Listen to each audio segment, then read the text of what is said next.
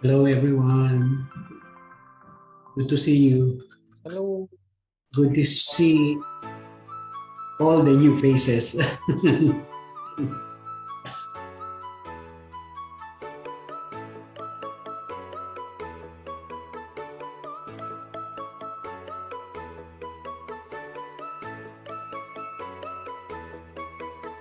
Maya, welcome.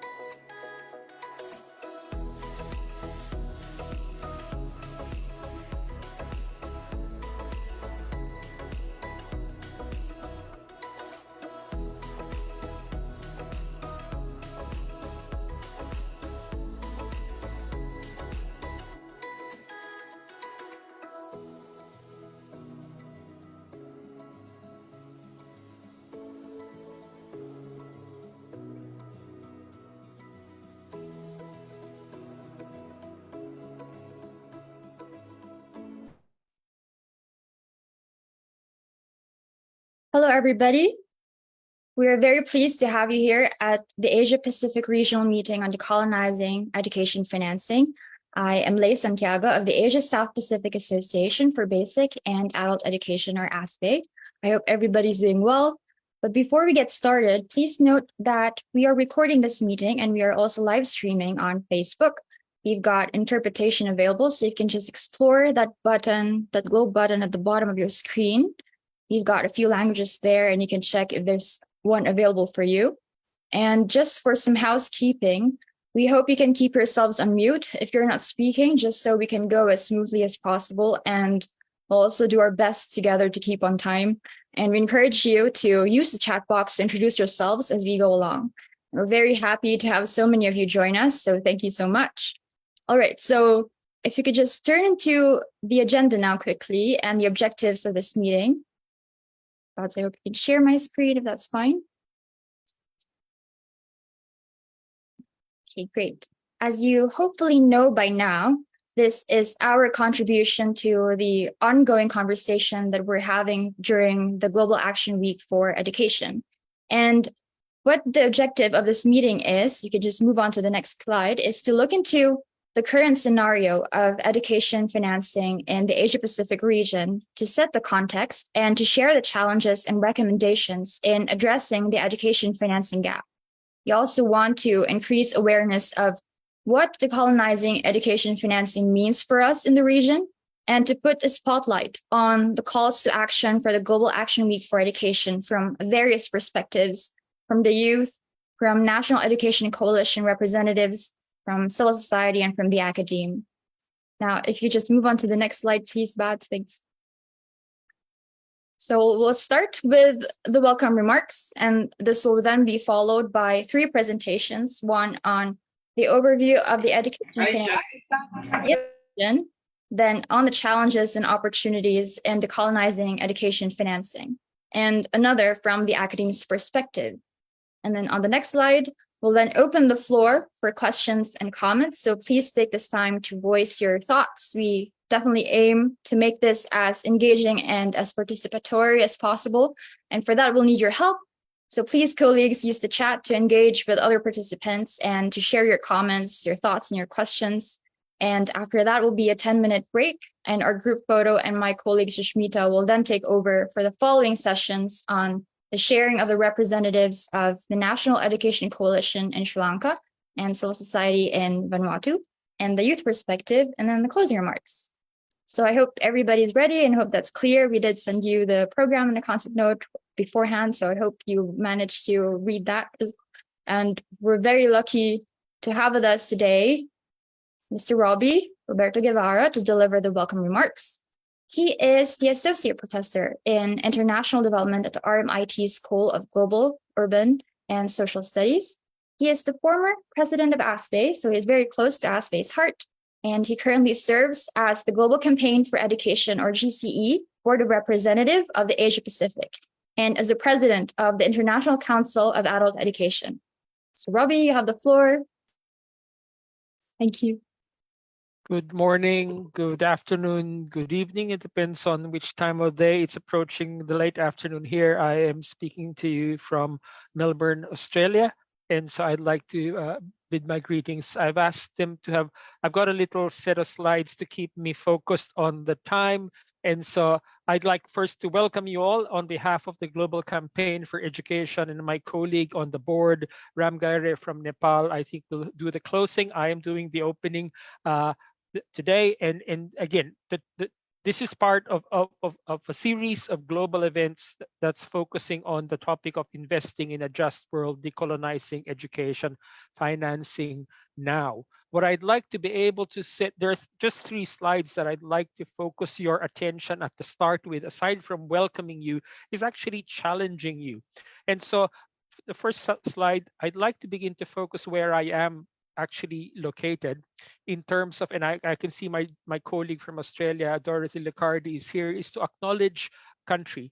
My university acknowledges the Wurundjeri people of the Kulin Nations as the traditional owners of the unceded land on which the university stands. For us, this is part of this decolonizing process, to be able to acknowledge, again, as a migrant here in Australia, that there has been a long history, a long colonial history that continues. And if you could push the next forward button, is we're at the stage in our history here in Australia that a statement from our indigenous people, the Uluru Statement from the Heart, agreed by 250 Aboriginal and Torres Strait Islander delegates in 2017, was an invitation to the Australian people to create a better future for the nation's First Peoples, recognizing that they have been here much longer through key constitutional reforms because they are not particularly recognized in Australia's constitution. And so this process of decolonizing is not something that happens as an academic piece alone. This process of decolonizing happens to us. And so where we are at the moment, and if you could put the next image on, is we're actually going into a very challenging and very important time in our own history here in Australia. That in 2023, towards the end of the year, Australians will have a say in a referendum whether to change the constitution to recognize First Peoples of Australia by establishing an Aboriginal and Torres Strait Islander voice. And so this decolonizing process is alive. This decolonizing process is something that I think the invitation is, it's important for you to be able to recognize it in your own particular context. And that's why I acknowledge the Indigenous peoples and Indigenous elders in our gathering today to be able to recognize. And there are three things I'd like you to remember: the word heart, future, and voice. Okay. Now, if you go to the next slide, GAWE is now 20 years. Now, some of you might have been from the very first GAWE. Okay, so the Global Action Week is one of the most important advocacy and campaign events of the education movement and the global campaign for education. And so for 20 years, we've been having this annual event, okay, an opportunity to be able to highlight one area of the global education agenda and to mobilize change at the local level with the support of the education campaigners and millions of members of the public worldwide. And so for those who might recall, the first few GAWEs was all about the big story, the big read, okay, the big lesson, okay? And then it shifted around the big issues. So the big issues around, every child needs a teacher. Send my friend to school, issues on disability, and issues most recently on education in emergencies. This year, we also have a very big issue. And if we take it to the next slide, please. And the big issue we're looking at this year is really the fight for education financing. This has been historically and will always be at the heart of the campaign, of the global campaign for education and our members. The focus on decolonizing, and as I said, the three words I'd like to be able to remember is heart, voice, and future. Okay, so at the heart of all of our campaigns, we see the interconnectedness of the issue of financing as it relates to, okay, who are involved in this process. So decolonizing financing isn't just an invitation, but it's a demand for a change in the power dynamics between national governments and international donors, lenders, and financial institutions, making sure that the governments, in consultation with their citizens, are in the driving seat to shaping education reform. Being in the driver's seat means the voices of our citizens, the voices of our communities, and the voices of our members are heard. Okay, voices to contribute to change towards achieving SDG 4, an inclusive and equitable quality education and promote lifelong learning for all. It is not just their future, it is our shared future. And as the call mentions, it is about a just, equitable, and peaceful world.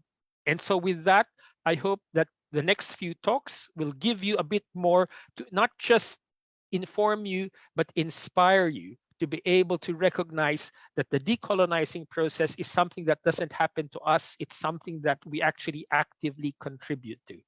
So I welcome you. 20 years to celebrate.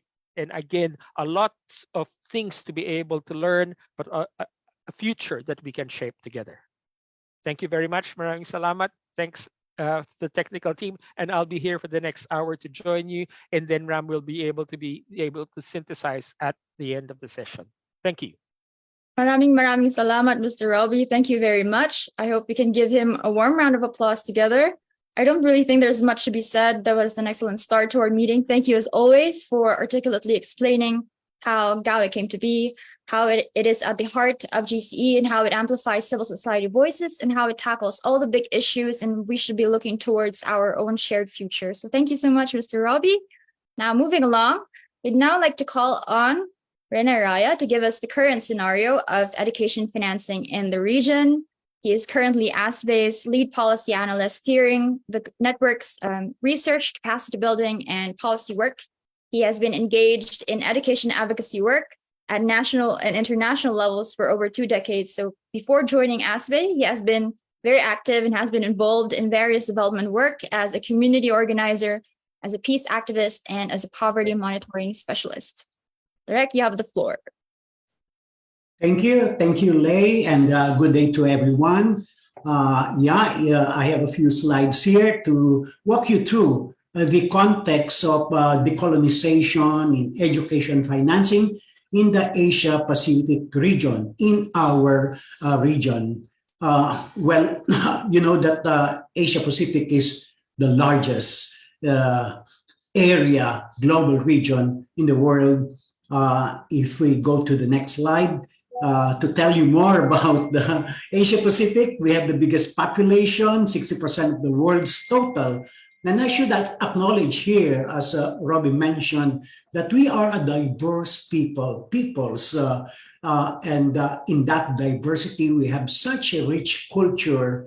And this is something which I did not include here, but should be emphasized in describing the context of the region.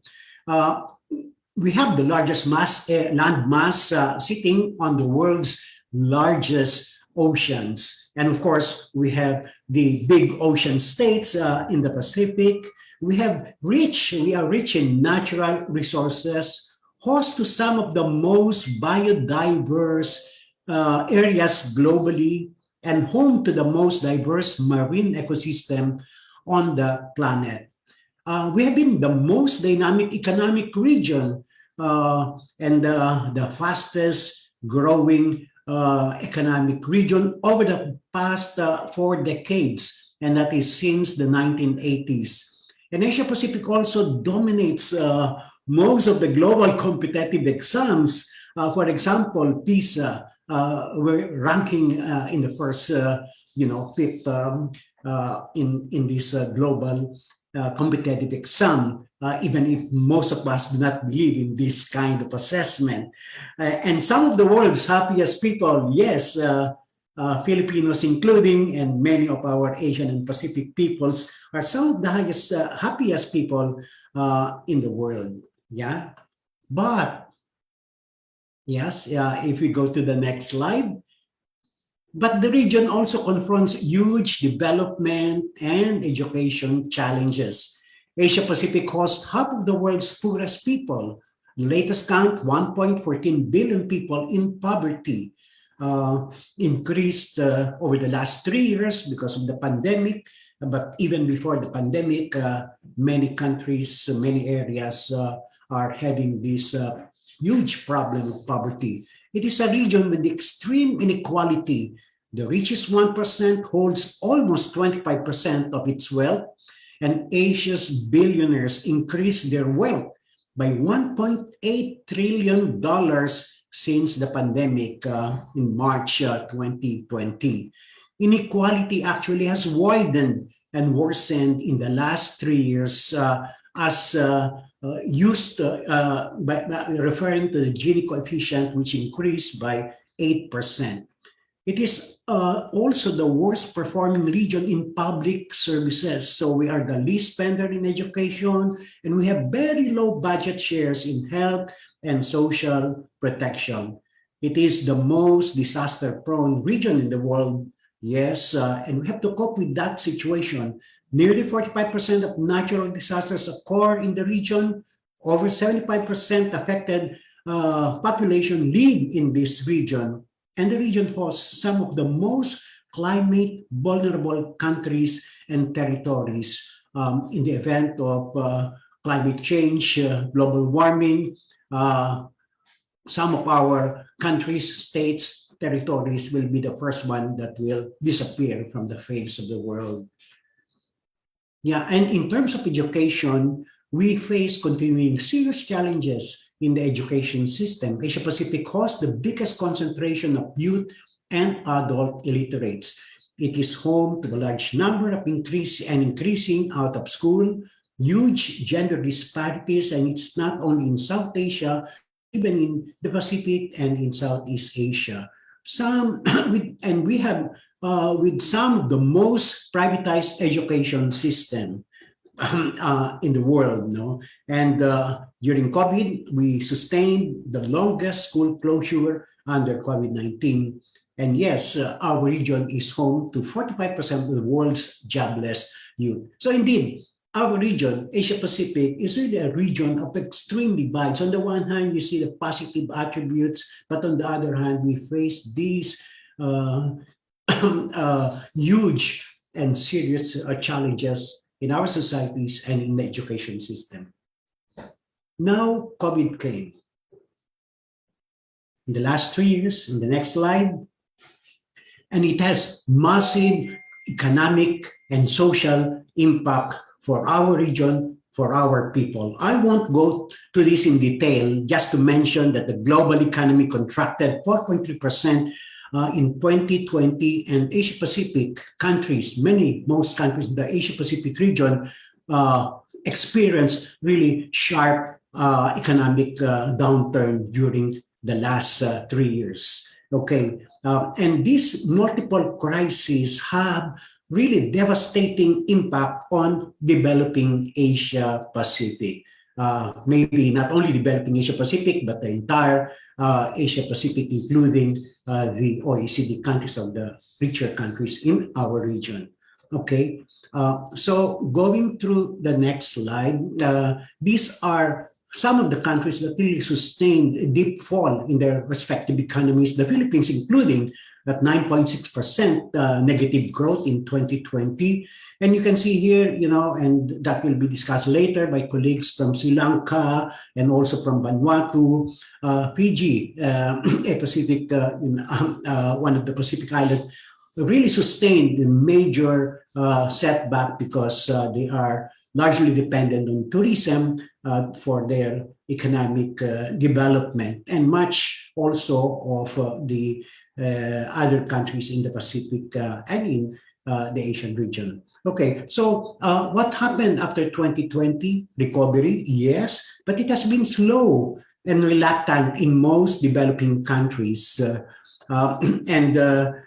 This is because they confront the issues of debt servicing that is taking much of the resources that could have been used for getting back and really recovering from the multiple crises. We have high inflation and currency fall. So these multiple crises devastated developing economies.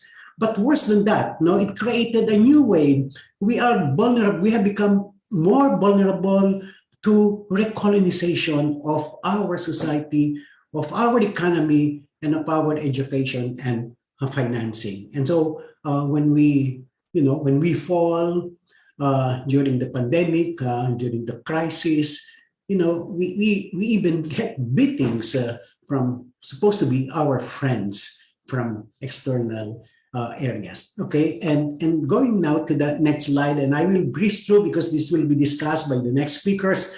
Yes, we have been the least spender in education. Next slide, and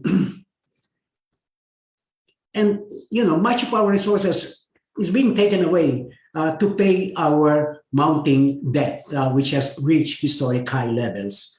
And yes, next.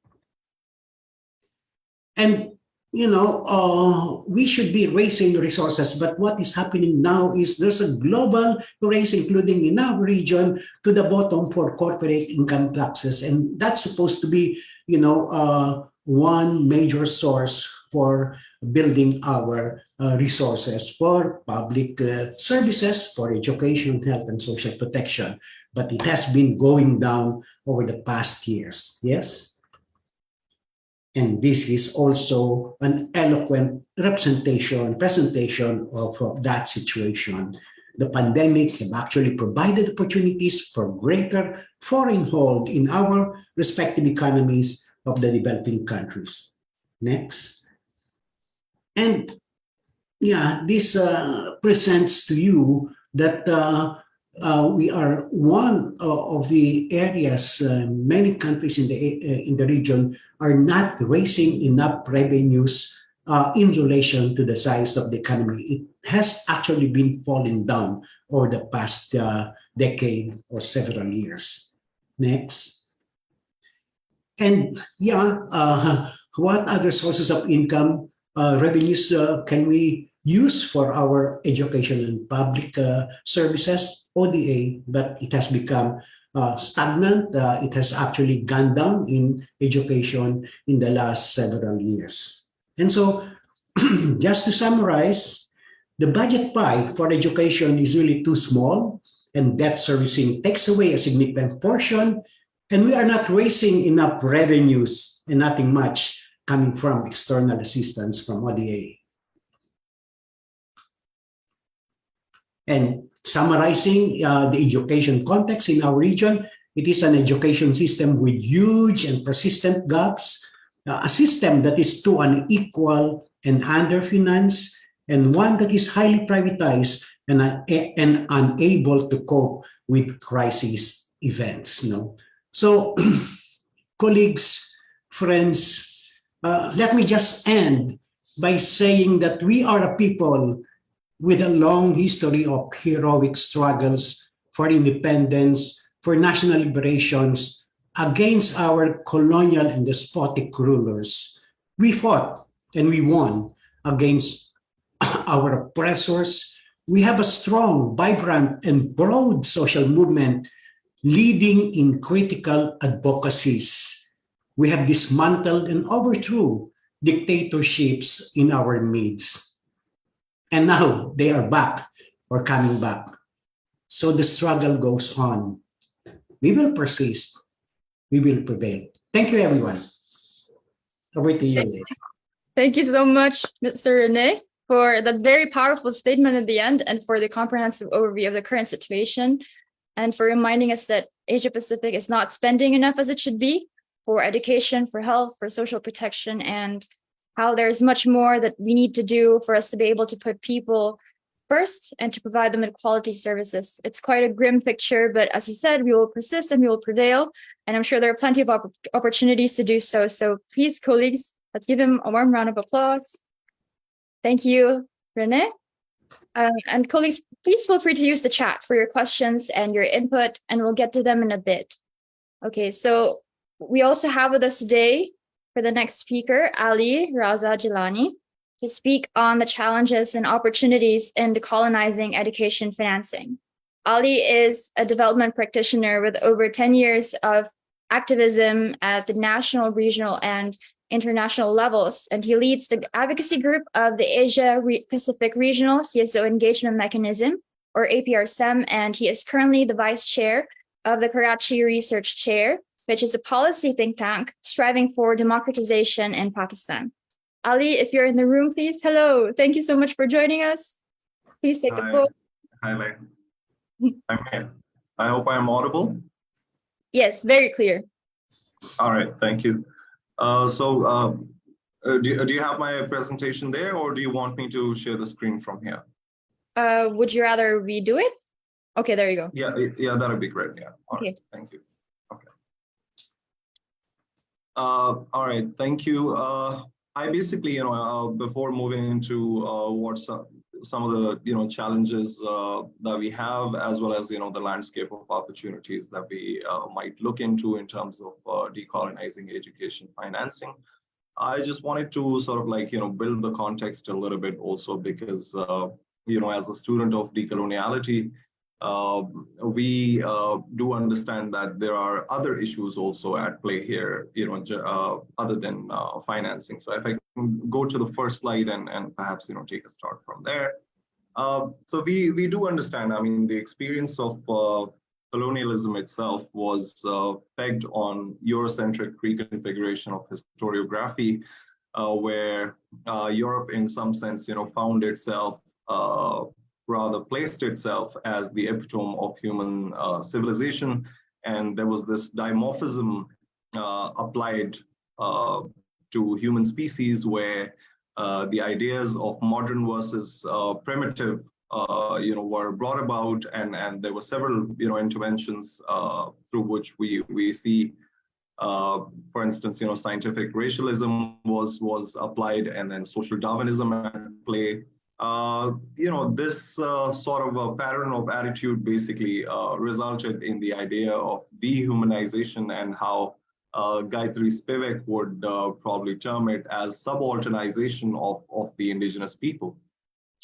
One of the main things that happened in the process, what this makes a clear distinction between our systems of thought and our systems of wisdom, and the Western intellectual paradigm was the idea of modernity, which somehow was considered by Europe as an intra-European product, where it was basically located in the classics, in Latin and Greek traditions, and then the ideas of Reformation, the Enlightenment, and the French Revolution were considered to be as the touch points through which modernity was born.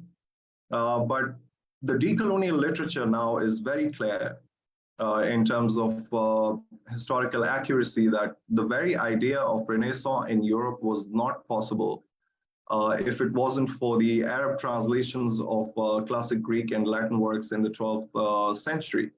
So we see a lot of decolonial literature and different sort of intellectual projects and products coming through, trying to unveil a lot of perspectives, which have been sort of like subalternized as far as the colonized are concerned. And also, to qualify that further, we also see there's a lot of archaeological evidence with glorious civilizations and their vibrant cultures and rich histories keep coming through. If I can go to the next slide. Now we see that the three regions majorly, Asia, Africa, Americas. One thing that was consistent in terms of a pattern of attitude in the colonial era was the idea of either conceit or stealth or plunder, combined with denial as well as erasure of local indigenous wisdom, as well as epistemic systems, which sort of like produced knowledge.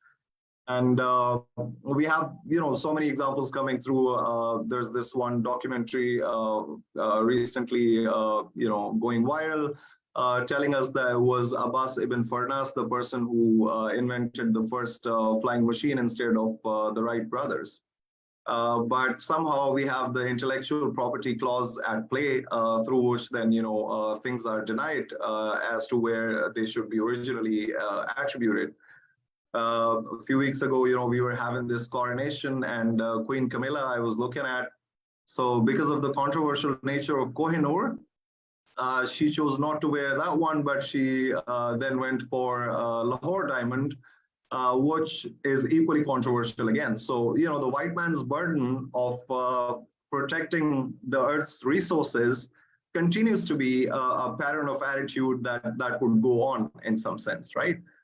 Despite the fact that we've had so many things in the decolonial literature coming through now, but we have a very tangent kind of denial of those facts and figures. In terms of Indian subcontinent, where I belong, the British plundered almost like $45 trillion. And we went from 27% of global GDP to 4% of global GDP during the colonial era. But there is no talk of loss and damages throughout multilateral processes or the United Nations, deliberative fora.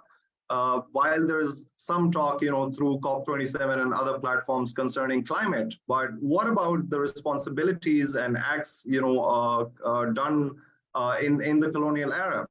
So perhaps, one of the things I was thinking through while making this presentation was the idea of having preferential educational corridors where the colonial masters could, prioritize their ex-colonies to have some of the kids coming from there on preferential basis to be better educated, through the Western system and so on and so forth. If I can move to the next slide, please. So we know how the past has been. Technological prowess, Maxim guns, steamboats, and chloroquine in particular, because Africa's first line of defense was mosquitoes when it was being colonized, and chloroquine was the cure then. So we understand, there are a lot of things that happened, but what I'm actually going to focus is, the rise of capitalism, industrial revolution came, and dichotomy of agrarian versus industrial societies was made. There was apartheid, cultural genocide, but the most important thing that happened was epistemicide, the murder of knowledge systems. The indigenous wisdom systems that we had here in the ex-colonies, they were sort of like erased completely, and we will find those kind of traces in the post-colonial tradition also, and even more so in the decolonial narratives that we see. That the issues of otherization, the issues of commodification and exploitation of people as well as their natural resource base was sort of in the name of growth fanaticism was basically applied. On the basis of scientific rationality that we seek, being continuously followable as well as biased. So, I can give you ample examples from my own country and our tradition where you would have these, people from the indigenous communities producing organic food of all sorts. But when the accelerated genome came, they sort of like had to give away all those seeds and everything. And now the same organic stuff is being produced by the big tech and big corporate, and they keep selling it to us for the price four times of the price, and so on and so forth. So what we understand in terms of development is that sustainability was at the core of what we lived as communities in the indigenous era. And that was basically eroded by the experience of colonialism itself. If I can move to the next slide, please. So the point that I wanted to emphasize here, that the experience of underdevelopment today is not a coincidence, and we see a lot of evidence coming through in terms of how technical and technological deprivation was sort of like a schematized intervention in the global South in particular. Even today we are in quite a few avenues. We will see that culturally, socially, economically, or politically, we are experiencing a sense of dependence with our colonial masters. But one thing that majorly changed in terms of education, and before I talk about financing, mainly the very issue of perception of education in the ex-colonies, and you will find this increasingly in the decolonial literature, that it was mostly to do with emancipation, not employability. So there was not that commodified, commercialized sense of education in the ex-colonies, even if we were the so-called primitives in our times.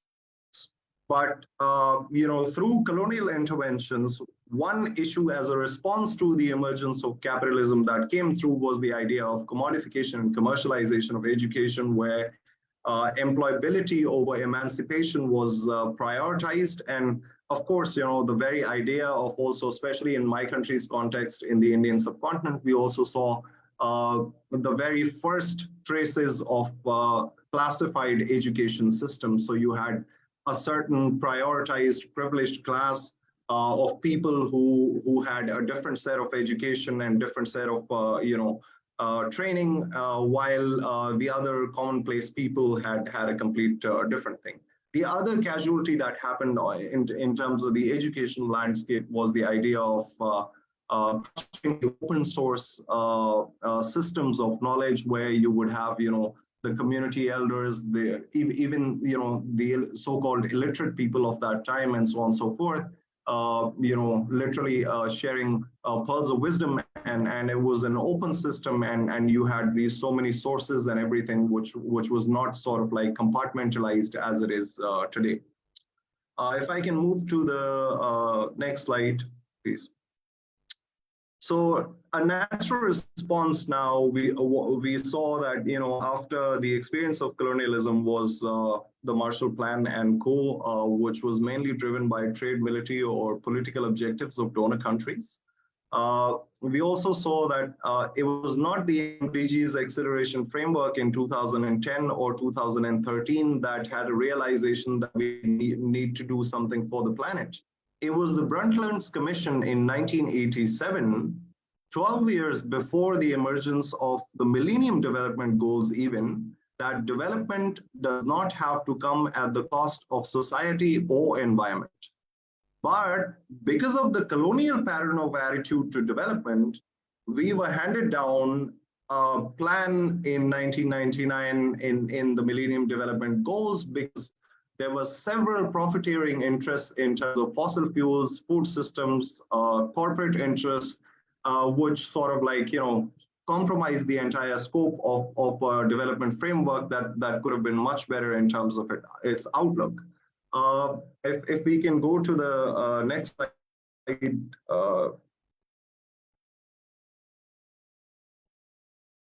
Now the question is, we understand that MDGs were a failure in terms of ambition, imagination, scale, as well as action. And I've listed some of the issues that we had: siloed approach, leaving the most marginalized behind, averages and proportionate, framework. But we see that the current framework, the Sustainable Development Goals, having addressed the earlier challenges, that it was consultative, it did focus on everyone, not just developing countries. It's not proportionate. It tries to, at least, in the rhetoric, tries to cover the most marginalized. But we do see that there are several issues still here, and the same colonial pattern, continues. For instance, the issues of dignity and rights are still not, in central primacy as far as the SDGs are concerned. Inequalities, you may have a dedicated goal on those, but there's no substantiated action on that. Geopolitical shifts have been ignored. Integration mechanisms with other human rights frameworks are ignored. We have a very diluted follow-up and review mechanism. We have, no robust accountability mechanisms in the SDGs. So the question is, as far as the 5 Ps are concerned, I just wanted to say that there are quite a few people, perspectives, because we're talking about decoloniality here, priorities, because we are living perhaps, some of the most difficult crises of our lifetime. Peace and the planet are being left behind by the Agenda 2030 and today's development frameworks also. The only things that I can say are fine even today are prosperity and partnerships, because both of them are conceptualized in a very corporate-centric approach based on business as usual by the multilateral processes.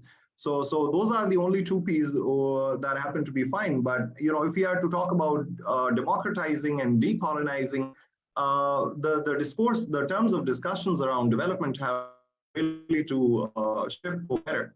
If I can go to the next slide, please. So in concluding, what we see is that, colonialism may be over, but coloniality prevails. So those practices, through subtle, sophisticated, normalized, and legalized neo-imperial mechanisms, continue. We see that, there are several issues that I've just covered. Also, one of the main things in terms of development and in terms of financing that I wanted to cover was the idea of means of implementation on the Agenda 2030 that we see in terms of financing, in terms of debt, in terms of trade, in terms of technical and technological capacity. We see there are several limitations still that sort of like, need to be addressed. If I can move to the next slide, please.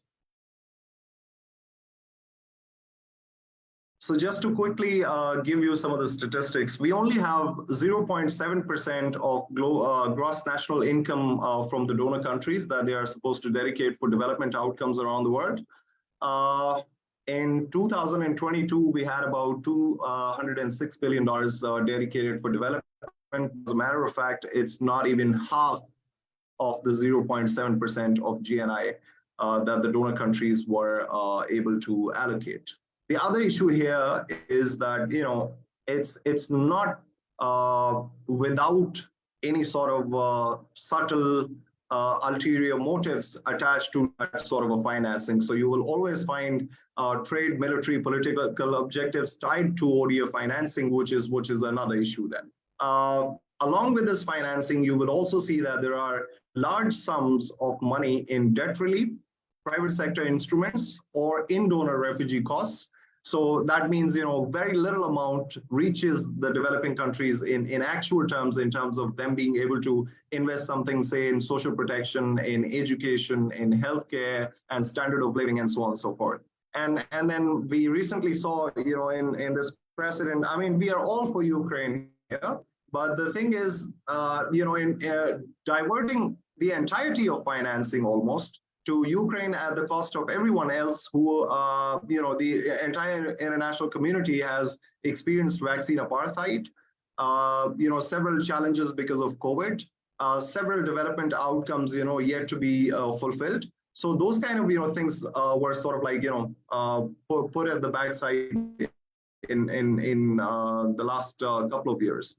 In terms of speaking of the region, Asia Pacific needs over $1.5 trillion annually and only gets $50 billion every year in terms of official development assistance, especially on SDG critical priorities.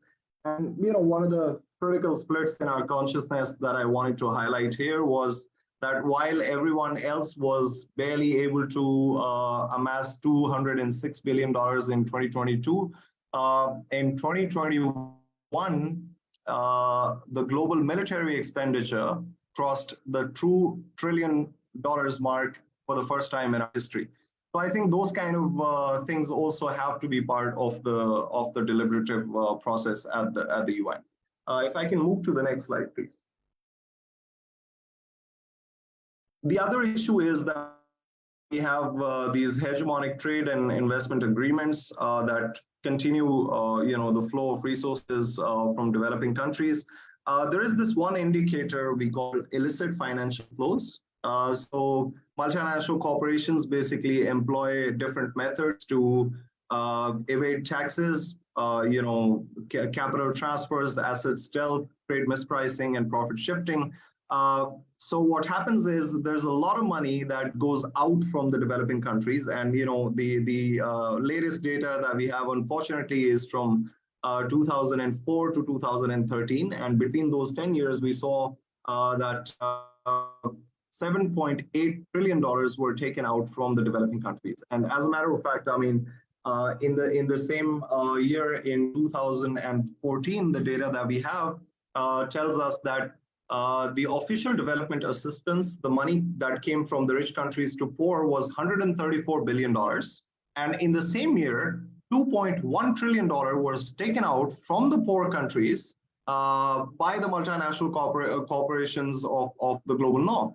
So it's a fundamental question of who is developing who here. And I was listening to the presentation from Renee earlier, and I was just thinking, I mean, if we are able to even fix half of this in terms of trade and investment regimes and prevent, some of these tax evasions, capital transfers, trade mispricing, and so on and so forth, we really don't need any kind of official development assistance at all.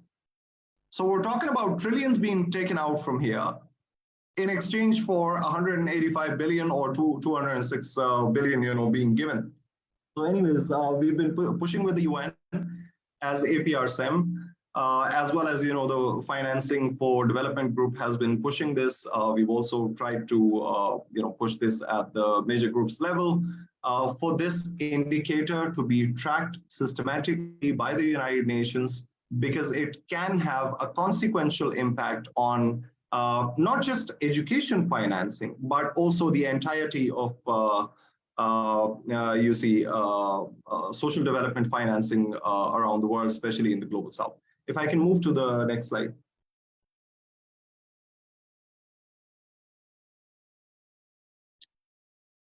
Yeah, so this is basically concerning the trade-related intellectual property stipulations that I was talking about earlier. Also, we've faced several issues while the world was looking towards a single dose of vaccine. The WTO mechanism did not award the TRIPS waiver. This was just a precedent that I wanted to highlight that these are some of the critical splits in our consciousness as to whether even challenges like COVID, as big as COVID, barely sort of are able to move the thought leadership at the multilateral process, and I think that is where decoloniality has to happen as a fix. If I can move to the next slide, please. Okay, so we understand that these trade rules, that's the biggest issue as far as, if there has to be a decolonial emphasis in terms of social development in general and education financing in particular, it has to be on fixing these trade regimes. So they are used to reduce state obligation for provision of essential services. They constrain governmental oversight to safeguard natural resources across different countries, prevent development of local industries, as we've seen over the years, maintain market monopoly on goods and services, as well as sustain colonial corporate capture of governance and resources. Now, if you have anything left as a developing country after all that, you might still be hit by investor-state dispute settlement. So in my country's context, we lost almost $5 billion while we keep getting blackmailed by the likes of IMF for $1 billion or two. We were hit by a slap fine of $5 billion by a multinational corporation a few years ago, through one manipulative trade rule. If I can move to the next slide. And of course, I mean, those kind of situations leave no fiscal space for developing countries for education financing or anything for that matter. In terms of concluding, I think Renee was already able to cover the issue on debt. It was a massive crisis for over 108 developing countries. In terms of GDP percentage points, we saw a rise between 10 to 40%.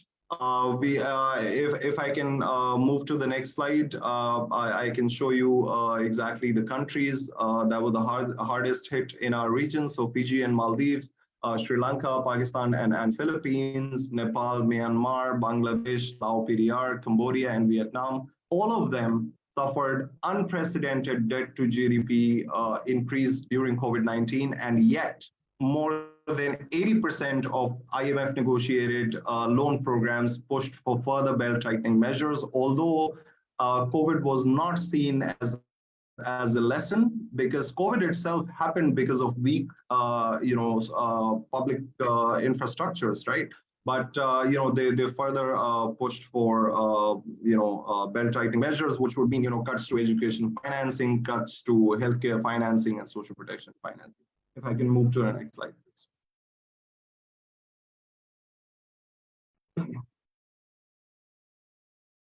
Okay, if I can just go to the last slide so I can just conclude it.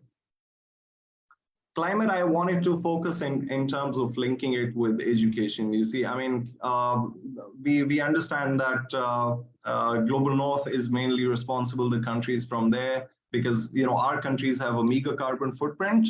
But we are at the worst receiving end of consequences of climate change. So there has to be a lot of work done in terms of not just education around climate change, but also the idea of technology transfer, which has a lot to do with education again. So there's no responsibility being taken by the Global North countries in terms of technology transfer for mitigation and adaptation measures in the Global South that needs to be done. And then, I mean, it's also the same issue in terms of inequalities around the Global South. If I can move to the next slide, where you have, that continued pattern of resource grabbing that continues to happen even today. So we are experiencing all of that. In conclusion, I would say that we cannot deal with this issue of coloniality in isolation. It has to be done systematically, weaving different intersectionalities in terms of thematic focus, as well as trying to align with different campaigns. Just like, for instance, we're talking about education financing here today. Perhaps we would rather link with somebody who is working on social development in general then, and so on and so forth. So it was an absolute pleasure to be part of this process here today. And I think it's high time that we started having these discursive patterns in this region. So I see this as a commendable effort by yourself. So thank you very much for having me. Thank you so much, Ali, and thank you for the strong points that you made. You touched on a lot of points. So not only on education, but also on health and climate, particularly, and emphasizing that colonization has happened and is happening in many different ways.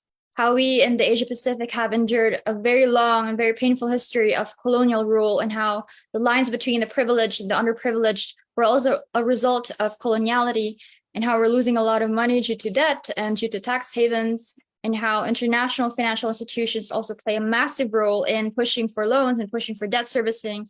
And thank you so much, Ali. And I hope you can stay on to answer a few questions at the end, if that's okay. Thank you.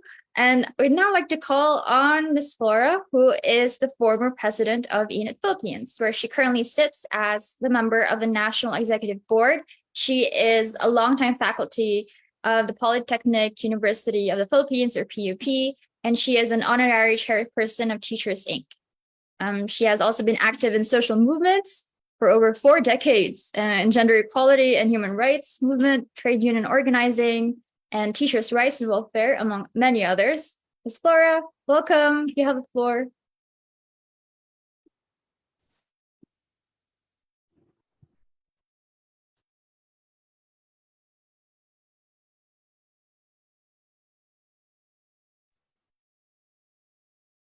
Okay.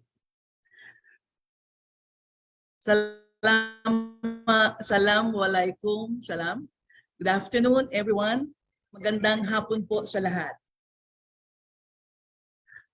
I would like to walk with you, with regards to our Philippine experience in terms of how the debt issue or debt crisis had impacted social services, especially education, health, but I will focus on education, and on issue about financing priorities. Okay, I'll be sharing the screen.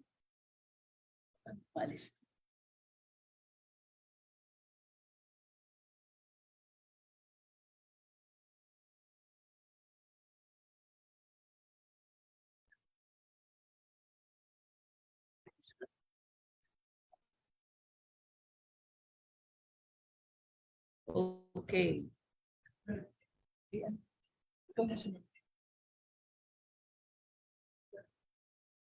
Okay. We have been discussing about that issue, no? Now, with regards to the Philippine government, we have an outstanding debt that stood at 644 trillion pesos as of end November 2022, increasing by 1.92 trillion pesos or 16.33% since end December 2021.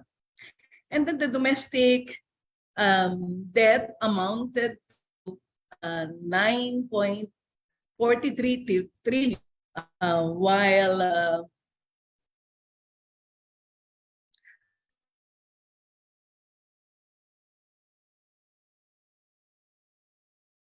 the external debt has been 2023, the government of the Philippines will have to settle at 1.35 trillion in domestic debts, up from 1.02 trillion pesos this year, and 200 53.8 billion in foreign obligations, up from this year's 240.1 billion. Now, what will be the implication? Definitely, this will cause a heavy drain on the economy that is still struggling from the multiple crises triggered by the COVID-19 pandemic. Now we can feel the rising food and fuel prices that will exacerbate even more than the poverty situation that we had before in the country. Now, with regards to enrollment and participation, enrollment has started to recover after a significant decrease in 2020 due to COVID-19 related school closures. But for SY 2022 to 2023, we have 28.4 million learners enrolled, coming from the public schools, 44,931 public schools, and 12,162 private schools nationwide.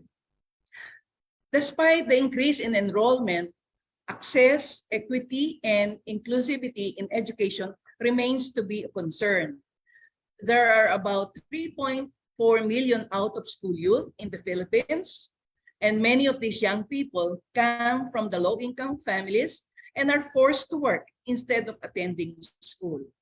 Now, you can see here the out-of-school youth and adults aged 18 to 30, and the main reasons for not attending school are because of finding work, early marriage, and taking care of children or siblings. According to the UNICEF's UNICEF's 2020 report, the dropout rate for indigenous children in the Philippines is almost 3 times higher than the national average. Look at that. And the decline in the enrollment of learners with disabilities in SY 2020 to 2021 and 2021 to 2022 compared to the school year 2019-2020.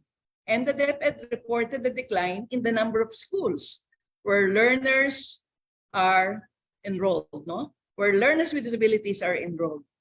From the 21,270 schools,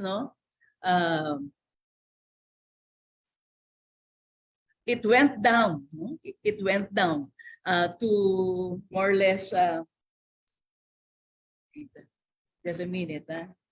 I'm not technologically literate, but I'm trying. This is part of the debt issue. That not training for teachers. Okay, so ayan, this one.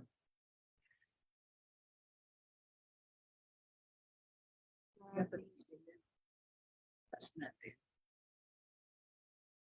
Sorry, So from 21,250 schools in 2019-2020, the number went down to 13,408. Yeah. Now, there is also a decline in the enrollment. Enrollment of, ayaw niyang gumalaw. So that's the landscape, in terms of the learners with disabilities.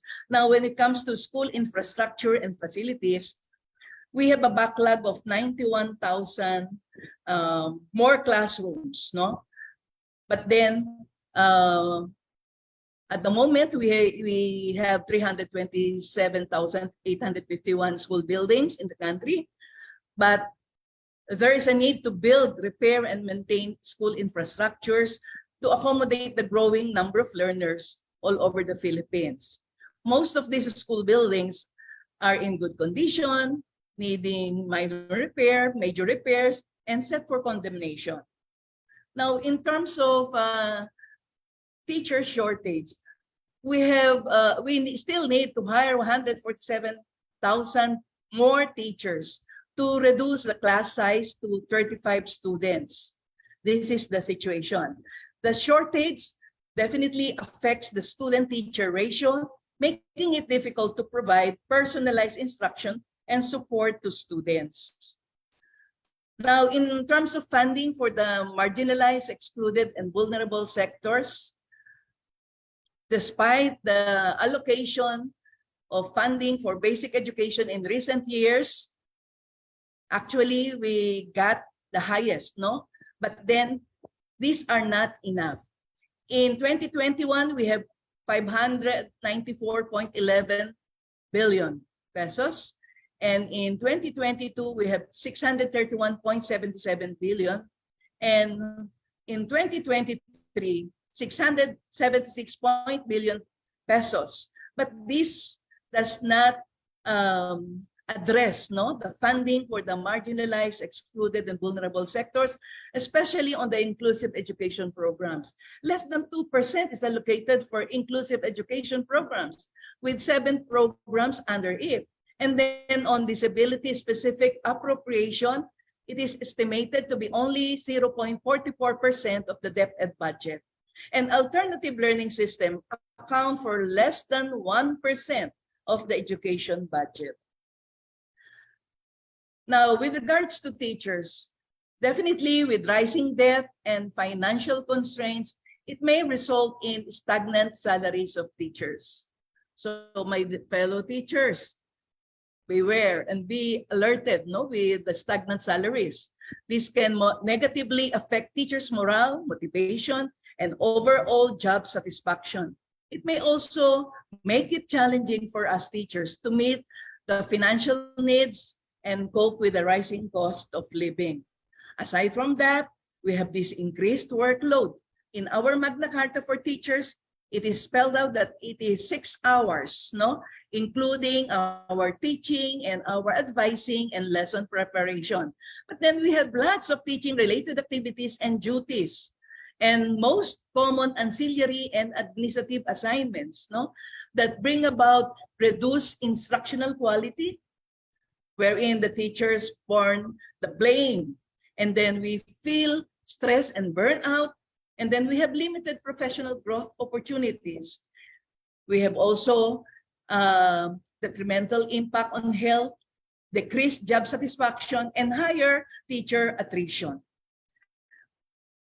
Austerity measures can lead also to budget cuts, especially on the teaching resources. Look at the image of our fellow teacher. They make use of their own resources to address the need for visual aids and other learning materials for children. Now, with regards to this debt crisis, we anticipate austerity measures leading to budget cuts for educational resources, teaching materials, textbooks, technology, and others. And teachers may face challenges to acquire up-to-date resources, impacting their ability to provide quality education and engage our students effectively. Now, on limited professional development opportunities, austerity measures often result in reduced funding for professional development programs and training opportunities for teachers. So, in effect, with regards to this limited professional development, teachers seek or coordinate with other organizations just to be able to access training and training opportunities and programs for their own professional development. Or sometimes they get from their own pockets to be able to attend to professional development opportunities. And then we have these reduced support systems. Austerity measures may result in reduced support systems for teachers, such as mentoring programs, teacher support networks, or counseling services. I'd just like to share with you, definitely, it is crucial really to bridge the gap between the initial teacher education in the pre-service education and the reality of teaching in schools as a step to support teachers, the new teachers, no, to develop their newly acquired competence. And schools must be given resources to induct new teachers, but this does not happen. So in terms of what shall we do as part of the academe, how do we decolonize education systems and to push for the constructing colonial ideologies and structures in financing? So first, we are advocates of Paulo Freire's pedagogy of the oppressed. So first, in terms of critical pedagogy, teachers can adopt a critical pedagogy approach that encourages critical thinking, questioning, and challenging of dominant narratives and structures by engaging students in critical discussions, encouraging diverse perspectives, and examining the historical and social context of knowledge. Teachers can help students develop a deeper understanding of colonial legacies and their impact. As Paulo Freire said, education either functions as an instrument that is used to facilitate the integration of the younger generation into the logic of the present system and bring about conformity to it, or it becomes the practice of freedom, the means by which men and women deal critically and creatively with reality and discover how to participate in the transformation of their world. So as teachers, we need to be critical and we need to adopt the critical pedagogy in sharing with our students, no, especially on the 21st century skills, no, that in order to deconstruct this colonial character of our education system, we need to promote awareness among stakeholders, especially on our learners. And then on inclusive curriculum and culturally responsive teaching. Teachers can diversify the curriculum by including the voices, experiences, and contributions from the marginalized groups. This includes incorporating literature, history, and other subjects that reflect a broader range of cultures, identities, and perspective. By doing so, teachers can challenge the colonial biases present in our traditional curricula. And we need to be mindful that curriculum is an important aspect of decolonization. We teachers need to consider whose knowledge and ways of knowing are given priority. Decolonized education is rooted in the connections to place. Place-biased education empowers students and helps restore cultural knowledge. Part of the process of decolonizing education is establishing links to the community. Education should not occur in vacuum. And these links are essential for contextualizing knowledge, deepening understanding, encouraging community involvement, and reconnecting our students with the vital support system. As Paulo Freire said, why not establish an intimate connection between knowledge considered basic to any school curriculum and knowledge that is the fruit of the lived experience of these students as individuals. Now, in terms of professional development, as I have said, we can seek professional development opportunities focused on decolonizing education and challenging colonial ideologies, instead of attending workshops which are not really very relevant, especially on liberating education content.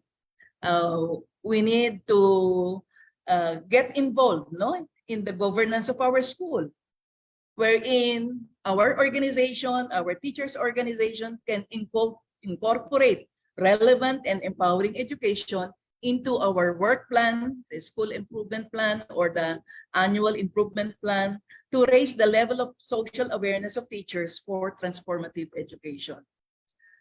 In terms of advocacy and activism, teachers can be advocates for policy changes that address the colonial legacies in education and financing. They can join or initiate movements, write letters to policymakers, and participate in collective actions to demand reforms that promote equity, inclusivity, and fair financing of education.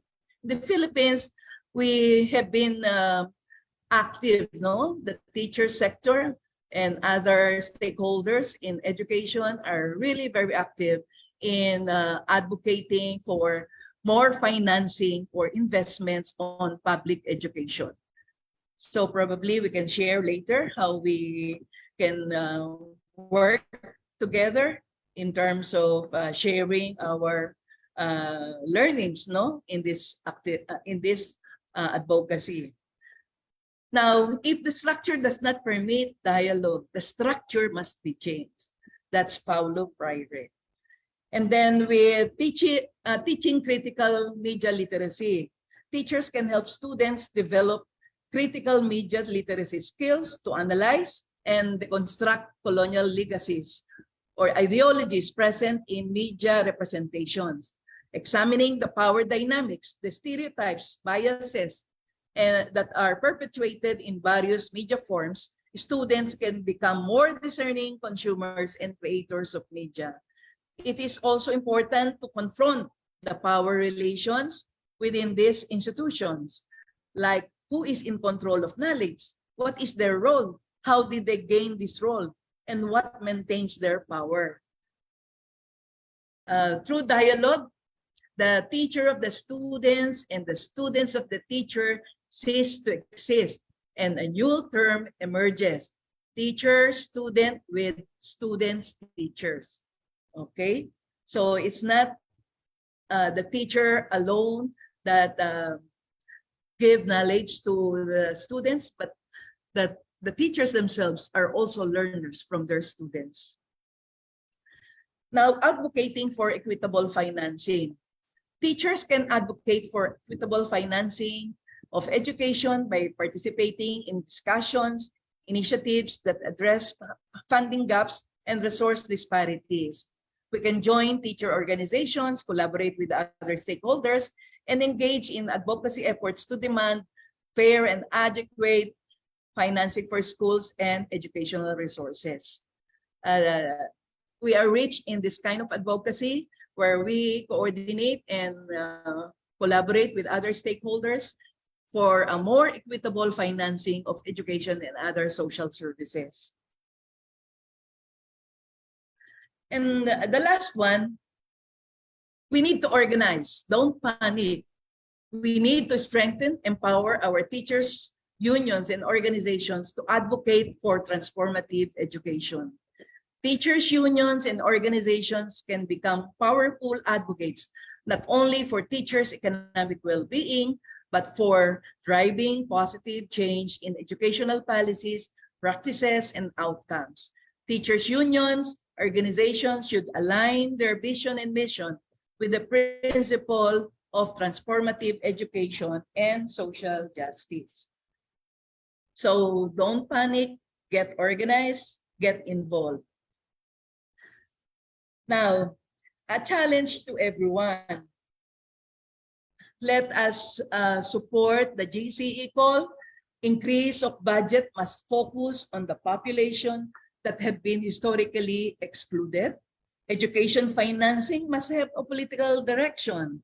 It's not only increasing investments, but the investments on education should be geared for a liberating education and inclusive and quality education. It should be liberative. It should be empowering, no? So that education does not change the world. Education changes people, and we people change the world. Thank you very much from INED Philippines.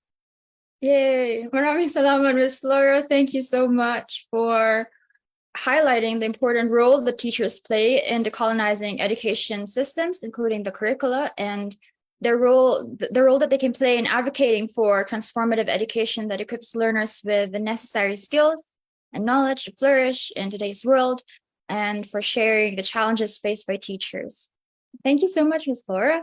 I would like to open the floor now to questions and comments. I think we've got a few in the chat. I hope our speakers can stay on to answer any of the responses that we've got in the chat. So, yes, I see a hand there, I think. Please go ahead, Mr. Kazi. If you'd like to speak, go ahead. Well, I'm Principal Kazi Farooq Ahmed. Can you hear me? Yes, very clear.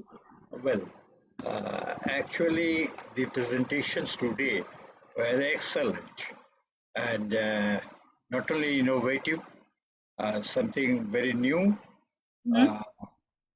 I'm a retired teacher. I have experiences of few decades. I just taught from elementary to university level education.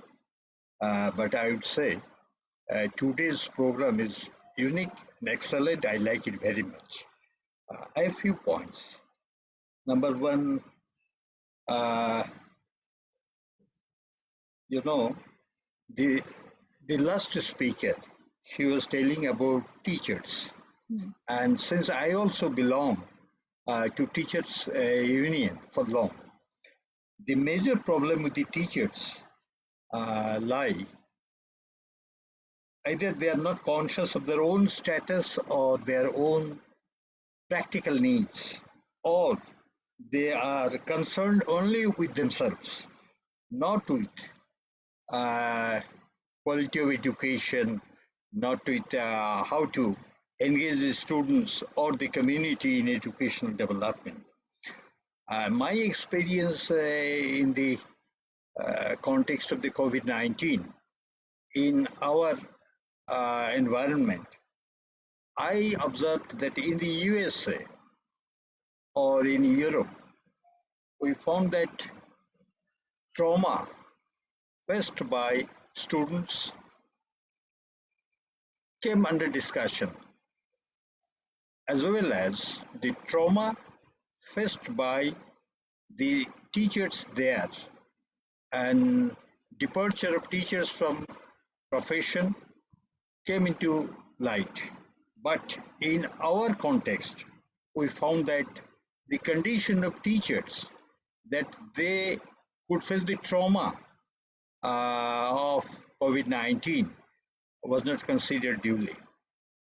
And regarding the financing in education, I would like to say 2 or 3 points. Number one, in our country or in Asian context mostly, duplication in financing. In our country, to the best of my knowledge, 18 ministries finance in one way or another in education. There is lack of cohesion and coordination in it.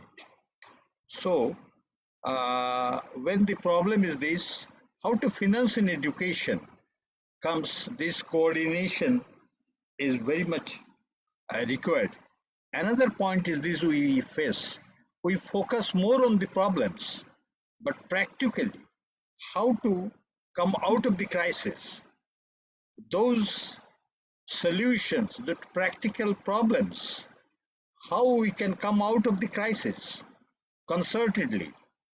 We neither can put it to the government, nor the government has the opportunity to just interact with us or all the concerned. The civil society just playing a very good thing, but to me, my experience is they want to copy. I'm sorry for my coyness of the word, copy the international experiences. But you know, every country has its own national context. So they have to come out that way.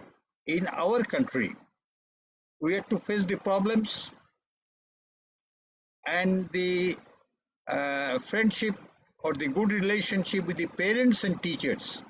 The role of parents are not very much taken into consideration. So if the parents conveys that teachers or more funds should come in education, then the question doesn't get much consideration. I think at this point I should end. Thank you very much. Thank you so much, Mr. Kazi. I think you mentioned a few points, one of which is the condition of teachers and the trauma that they felt during COVID-19, on financing of education, and how we can come out of this crisis collectively as civil society. So thank you so much. Do we have any other questions? We'll collect them first, and then we'll direct them to our speakers. All right.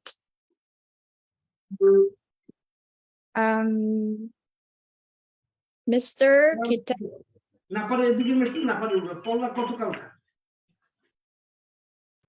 I'm sorry, who is speaking right now, please? If you have a question, please let us know. If not, that's fine. Okay, no takers. Okay, I do want to mention. Yes. Lay, there is a hand raised by Mr. Diogo. You can Yeah. come. Mr. Diogo, if you'd like to speak, please go ahead.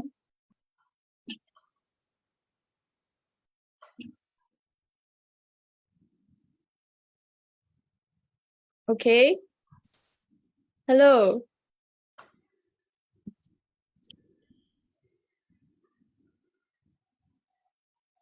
If you could just please unmute yourself so we can hear you better.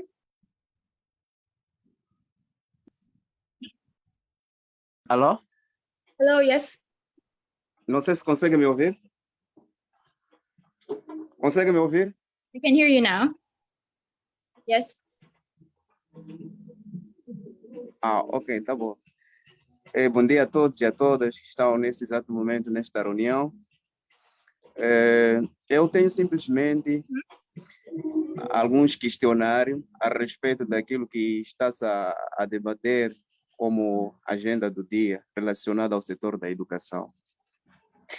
Nasci, cresci, sempre tenho ouvido preocupações igual a essas que estão sendo citadas, pelo que vejo é a nível mundial. Mas a pergunta que eu faço é, desde que a gente tem vindo debatendo quanto ao melhoramento do setor da educação, tanto as organizações não governamentais e o governo, o que tem se levado a peito, que é para poder minimizar aquilo que nós todos conseguimos ver que não é para o setor da educação e ser implementado de uma maneira visível, que as pessoas que têm levantado essa preocupação tenham em mínima daquilo que apareceu como solução. Porque, no meu entender, sempre temos falado, em todos os países tem esse tipo de problema. Tanto ao governo e organizações não governamentais. É preciso que haja uma união, no sentido que aquilo que nós viemos debatendo dia após dia, quanto ao melhoramento do setor da educação, alguma coisa seja visível como melhoramento. Temos visto muitos orçamentos apostados no setor da educação, mas o cenário ainda mantém. O que está a falhar quanto às organizações e quanto aos governantes? É preciso que nós levamos isso a peito, é preciso que todos nós notamos o melhoramento daquilo que nós vimos que não é tão saudável quanto ao setor da educação. Há muitas crianças que não têm acesso à educação. No meu país, dizem que a educação é o direito de todos. Sendo o direito do ensino primário, é gratuito, mas a implementação desse ensino gratuito não é notável, não é eficaz. Tem certas preocupações, nas zonas rurais principalmente. O livro está escrito que é gratuito, mas esses livros não chegam às crianças. E o pai tem que adquirir. Logo, essa educação não passa a ser gratuita, porque o pai tem que se esforçar em como adquirir para poder alocar ao filho continuar com seus estudos. E sabemos que a renda nas zonas rurais não é uniforme. A preocupação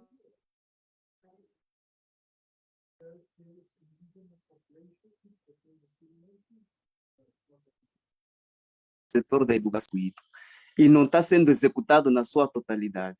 A sua implementação não se espelha daquilo que é uma educação.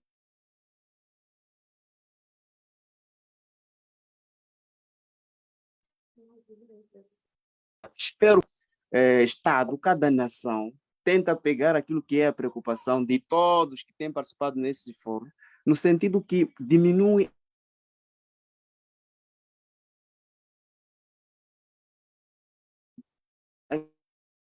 eu trago, que é para cada nação pega isto e põe a par, e põe na mesa, debate entre o governo e de modo a termos solução. O que nós queremos é que essa educação seja para todos, para que as crianças das zonas rurais tenham acesso à educação, porque o desenvolvimento humano baseia-se muito no setor da educação. Se o setor da educação não está sendo olhado como como se fosse um setor que possa impulsionar naquilo que é o desenvolvimento, muita coisa vai atrás. Quem vai assegurar as nações futuramente? Deviam ser essas crianças, cujas mesmas não têm acesso à educação. Então, que nação nós esperamos futuramente se não estamos a preparar o acesso? Não estamos a prevenir por nossas negligências. Eu digo, isso é uma negligência. Dizemos que é gratuito, mas não está sendo implementado na sua totalidade. E eu como ativista social, eu tenho levado essa mensagem às comunidades para que não se enfraqueça, apesar que das coisas não ser feitas do jeito como eles conseguem ver. Para que as crianças sempre vão à escola, mas precisam um esforço do governo. O meu muito obrigado. Essa é a preocupação que eu trago. Obrigado.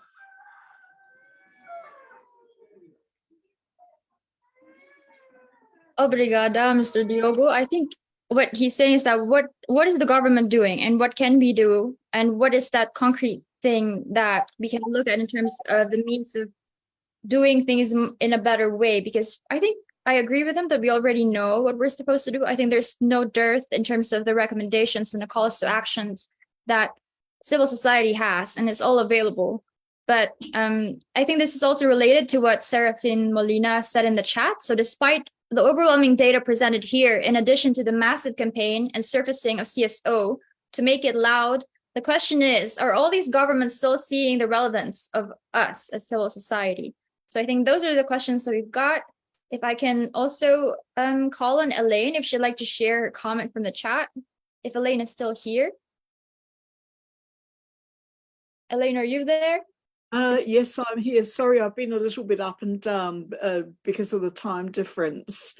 So yes, I'm kind of feeling very much also as though I've got a lot to learn, but I'm happy to contribute through the chat. And greetings to everybody, and thank you for a fantastic forum. Thank you, Elaine. So if I could just read what she said in the chat, that this is an important and informative presentation from all of you, and the issues go from global, regional, national, provincial, and grassroots. And this is the same sad pyramid for money, privilege, and power. There are so many layers, structural and systemic, and so much sad history, so much to do, but together. So this is her comment. So I would like to give the floor now back to the speakers to respond to any of the questions. Thank you. Who would like to go first? May I take the floor, please? Yes, please. Okay. So with regards to the first statements done by told by Kwasi, there are lots of issues really that resulted due to the COVID-19 pandemic, especially on the psychosocial issues, no, that affected the teachers, not only the teachers, but as well as the learners and parents, no, and the society as a whole. But then with regards to teachers, not all really, no, have been engaged in the new forms of learning modalities. And they need really to undergo training, especially on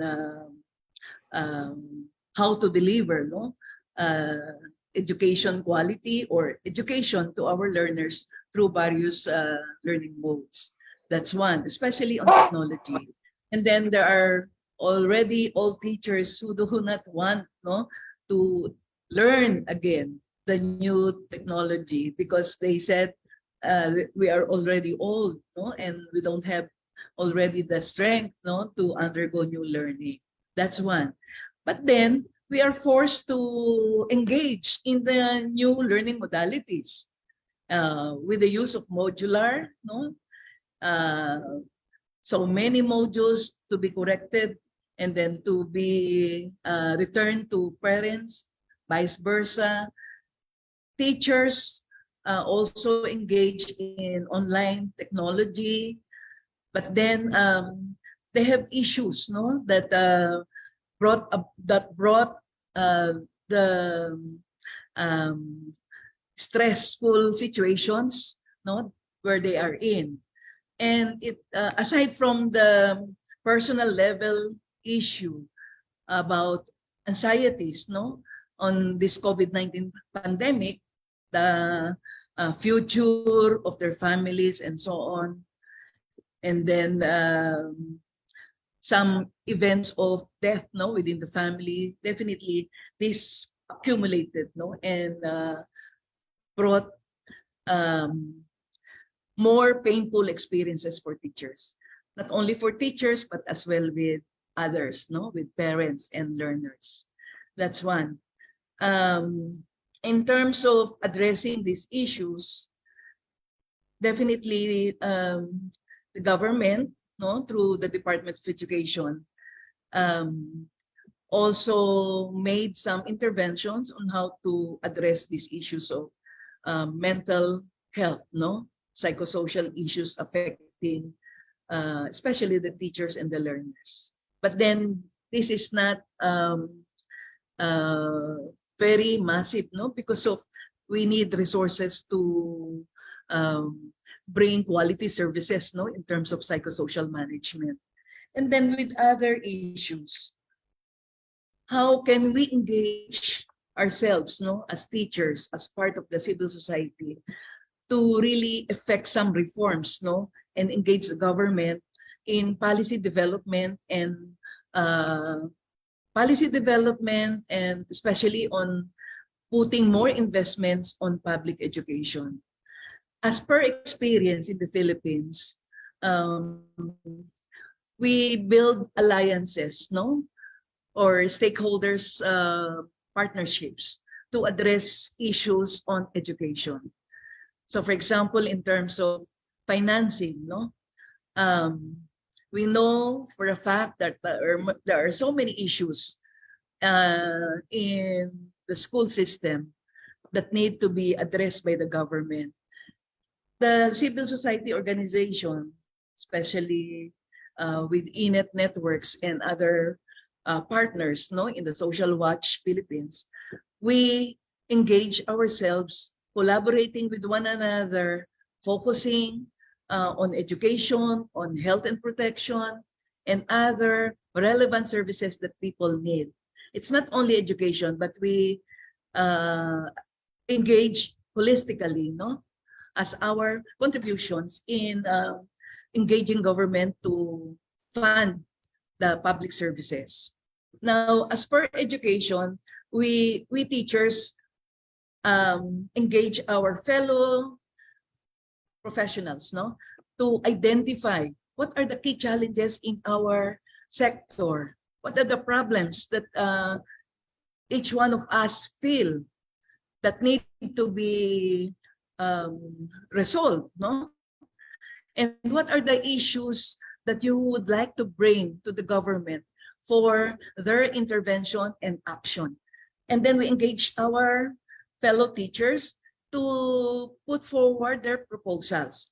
Right now, with the new leadership in the education sector, we have this matatag agenda that has been rolling out, no, in the education sector. But then it's not enough that we roll it out, no? But what will be our issues to put forward, no, that need to be embedded in this matatag agenda? Definitely, it involves engagement of teachers.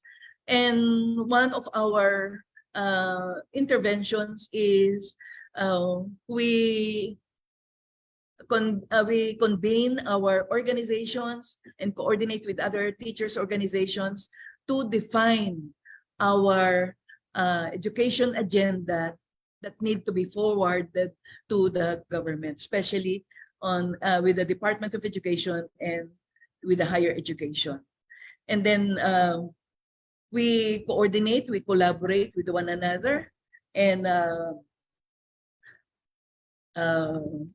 at the moment, we have been in the process of engagement with both the Department of Education and the Commission on Higher Education. That's all. Thank We you need so much. to build solidarity among ourselves, no, to make our strength more relevant and being able to push our government to act. Fully agree. Thank you so much, Ms. Flora. Let's move on to Ali, if you'd like to start. I think we're going a bit over time, so if you could just Yeah, in principle, absolutely in solidarity with what Elaine wrote in the chat, and I think we need to synergize ourselves together and conjoin, multidimensional expertise to move the mandate on reforms. I come from perhaps some of the most marginalized segments of the society in Pakistan. So I was also one of the students like Kiterio had, who were waiting for him to go back to. I think we need teachers like that to inspire kids to be able to not just rise above, confronting all of those challenges and everything, but to be able to also inform them the deliberative and policy processes moving upwards. In terms of responding to the question on how the multilateral process has to be moved, I think it moves when the people move. So the major groups mechanism that we engage with as APRSM at the global level does strive in terms of mobilizing action from civil society side throughout the multilateral processes with the UN, etc. But I think we have to also press it back home in our own backyards in terms of governmental allocation as a percentage of GDP for social development in general, like I said, and specifically for education. On teachers, one last comment was, I mean, you are the guardians of our intellectual culture as well as our thought leadership for the future. So we really look up to you in terms of mobilizing decolonial action, and I think it has to be bottom-up approach also to serve the purpose. Thank you. Thank you so much, Ali. And for the final words, Mr. Rene. Thank you to our two speakers who shared very profound ideas related to the key issues of the day. I agree with both.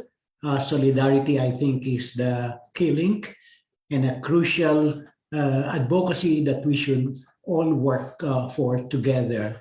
And I think what we have here in GAWE is one important step towards linking our various struggles, various issues into a coherent and unified position so that we can strengthen, amplify our voice when we deal with our respective governments, with the international community, with the UN system. Thank you very much. Over to you, Lei.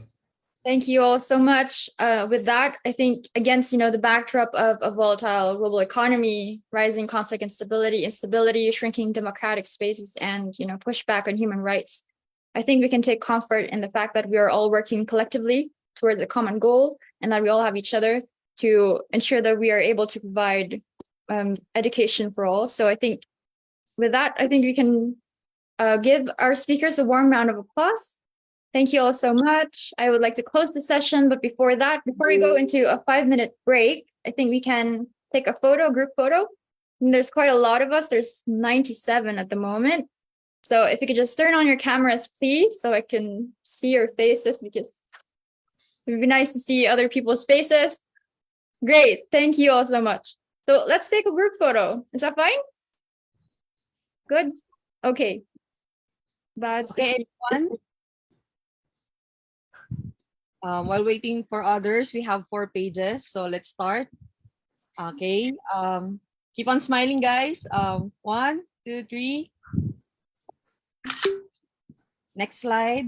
Keep on smiling. We don't know who's in the next slide. Next page. So 1, 2, 3. Smile. Next. Okay. Catch up, everyone. 1, 2, 3. Smile. And last slide. 1, 2, 3. Smile. Okay, Clay. Back to you. Thank you, Bads. Thank you, colleagues. So we'll be going into a 5-minute break, and then please come back for the second half of the meeting. And yes, please grab coffee or tea. Thank you all so much for staying on. Thank you. 5-minute break, you guys.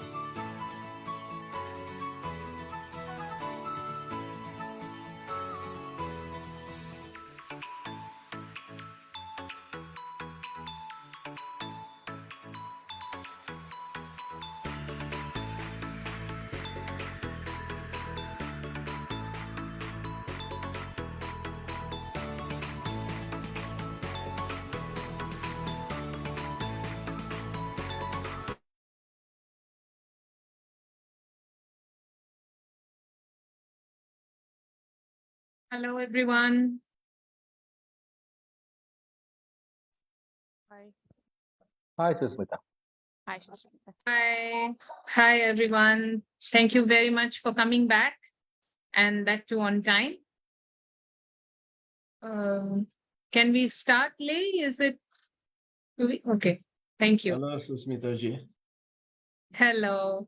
Hello, so thank you very much, everyone. And I think we are in the second half of this event, and we would like to talk more. And we have some wonderful speakers to share their experiences and their suggestions and advices on this particular issue.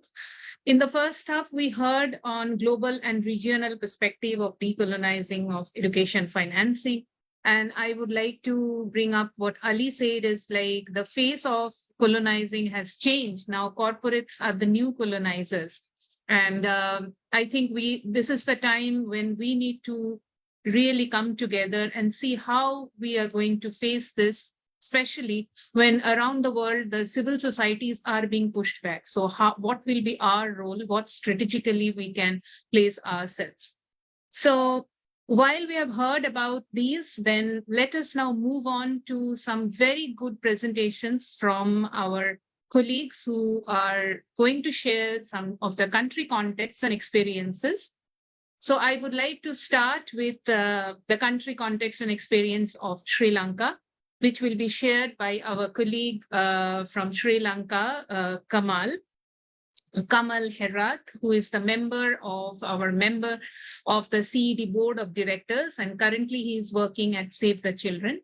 He has been working for CED as an education consultant and resource person since 2004. And during this period, he has been involved in planning implementation of the awareness raising, capacity building, developing education materials, targeting different segments of the communities, and also working closely with the Ministry of Education and relevant other stakeholders to promote quality education. CED Sri Lanka, which is a member of ASPE, is involved in research studies and policy dialogues in order to promote SDG 4 in Sri Lanka through meaningful citizens' participation. So may I now request Kamal, would you like to share your screen, or we can do it if you have a presentation? Please share the screen from your end. Okay. Okay. Thank you. Good afternoon, all of you. I think that after having global and regional level perspectives on this matter, surely that now we are going to have some sort of detailed discussion about the country-specific issues. Originally, actually, that our Shanta Kulatunga, my colleagues, was ready to present this, made this presentation, but unfortunately, he had to attend some urgent personal matter. Therefore, on behalf of Shanta, I am making this presentation. Please move.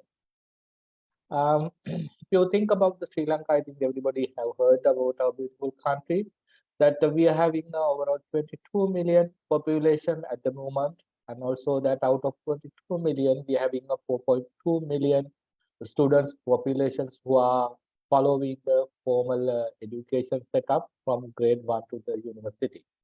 And also that in this period, actually that our inflation rate is highly increased. It is around 33.6. This is the first time we having this type of situation in the country. And also that our GDP growth also that 7.8 is a huge 7.8 is a huge decrease in this period. And also that population below poverty line also increase, actually that it has gone to 25%, right? Actually that for this situation, actually there are a lot of causal factors. One is that COVID-19 situation actually that directly affected, and also that due to the government policies and some sort of wrong decisions, actually that we had lack of foreign reserves, and also that we have taken a lot of loan for the infrastructure based projects. Then actually our debit rate also highly increased. And also that the government actually that without having a proper evidence, so proper justification, actually they try to go for the carbonic agriculture, and actually there was some sort of fertilizer banding, and it actually that create a huge impact of the inflation, because a lot of agriculture based production actually prices highly increased. Sri Lanka is agriculture based production country. It was a really bad situation. And also that due to this situation, actually that Sri Lanka defaulted its loan payment from 2022, actually that we had some sort of negative impact on this international community as well. Then actually that we applied for a IMF support to recover this situation in 2022. We applied, and also now actually 2023 March we received the first installment. Actually that we are trying our best to overcome this situation.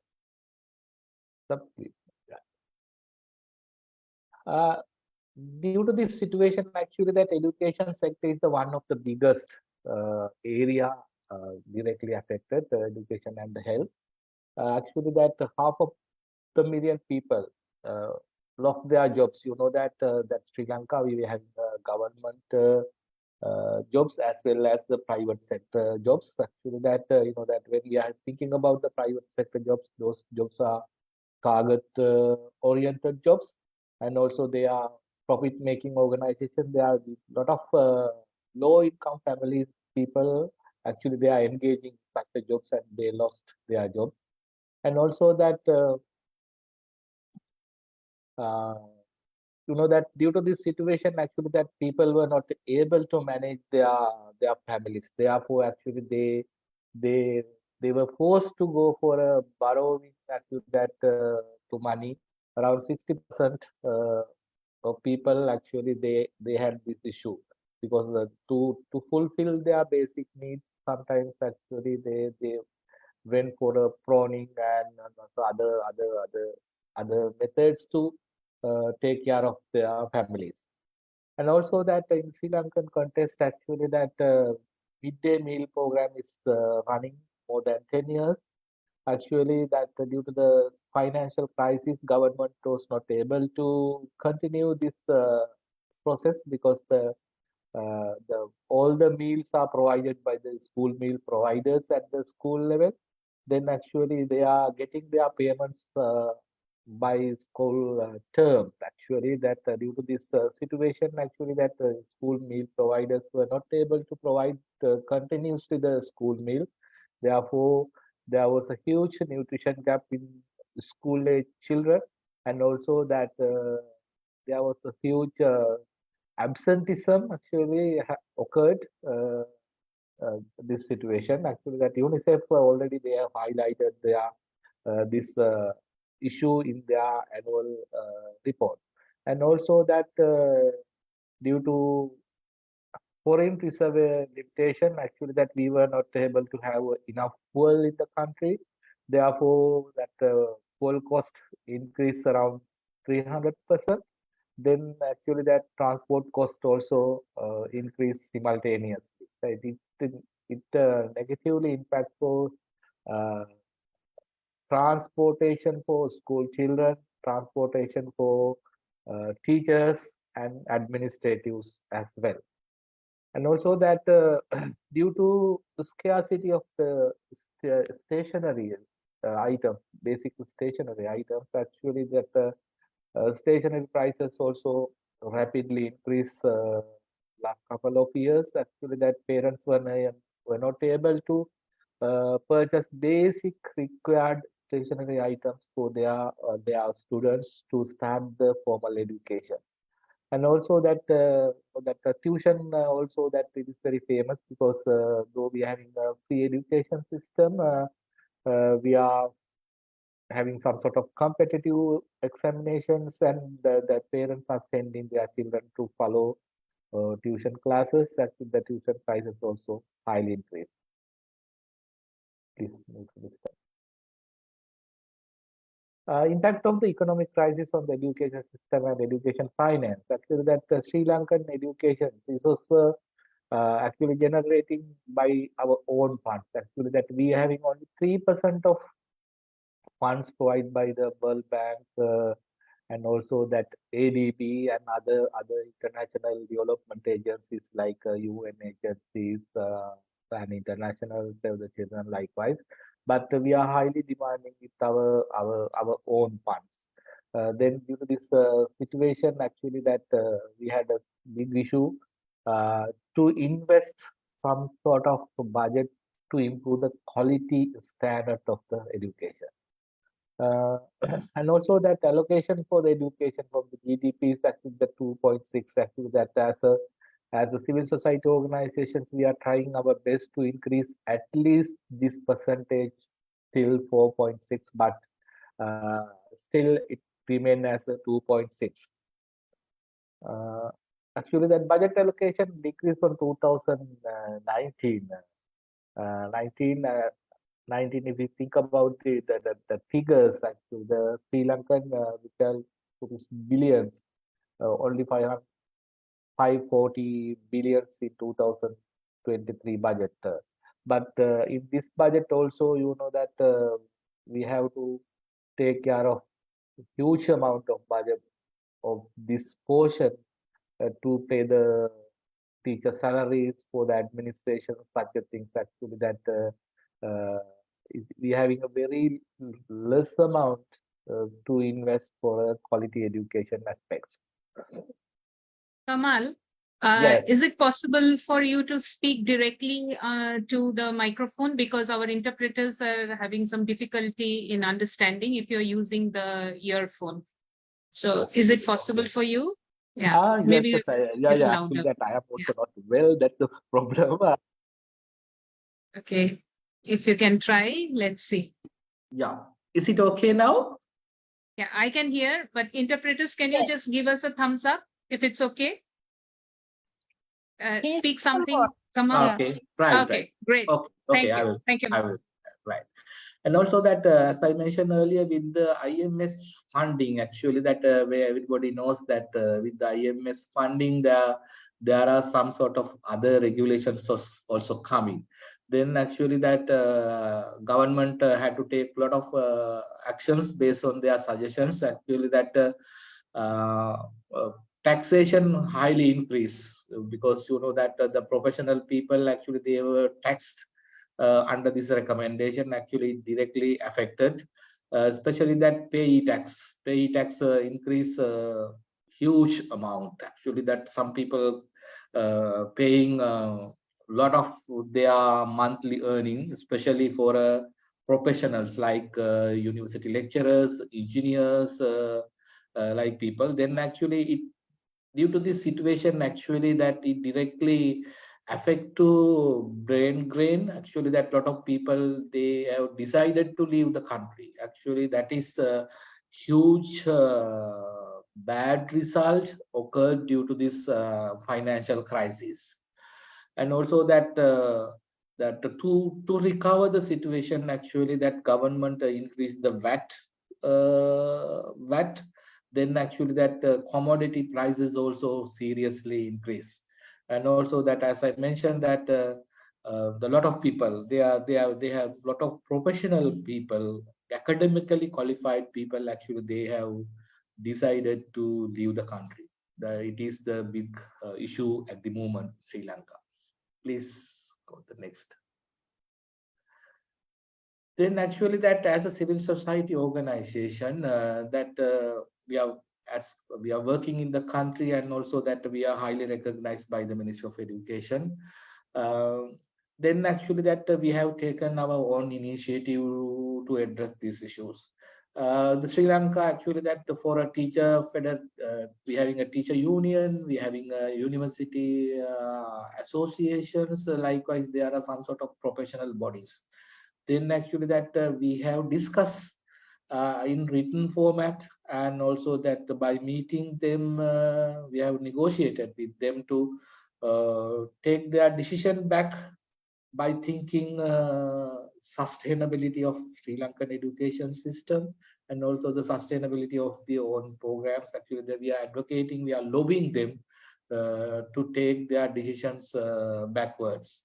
And also that we had some advocacy campaigns to national level, to provincial levels, that having to to support our children's education, to reduce some sort of prices, especially tuition class prices, and also that we having regular suppliers for stationery items, recognize regular suppliers for the stationery items. Then we have lobby them to take their initiative to rethink by maintaining their industries, how we can support to our children. And also that we have done a lot of parenting capacity building programs to capacitate our parents and caregivers to see the alternative education platform to fulfill children's education under the low cost. Those things already we have started based on our capacity. Next, please.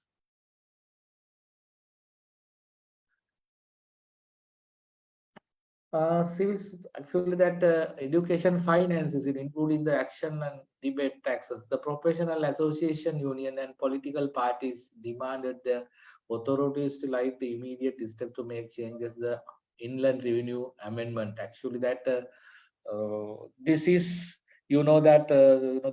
these things are not easy things. Actually some taxation policies coming from the central bank, and also that in the revenue departments. Actually that we have done some sort of discussions, and we have made some sort of request from our side to review the newly introduced acts.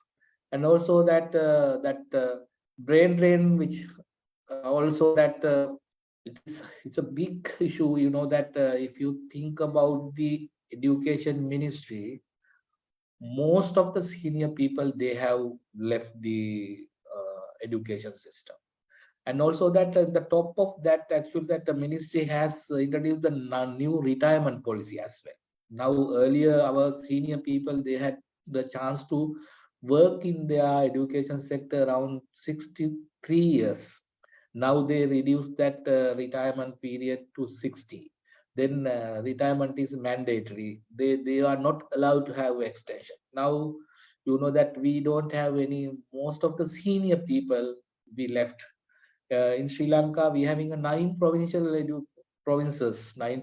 Out of 9 provinces, 7 provincial education department directors actually they left their positions. Actually now we having a very newcomers. And also that that is one of the issue. And also that if you think about the doctors in some remote hospital doctors, some sections already they have closed due to the lack of professional doctors, and also due to lack of some sort of essential medicines. It has occurred a huge disaster for the country. And also that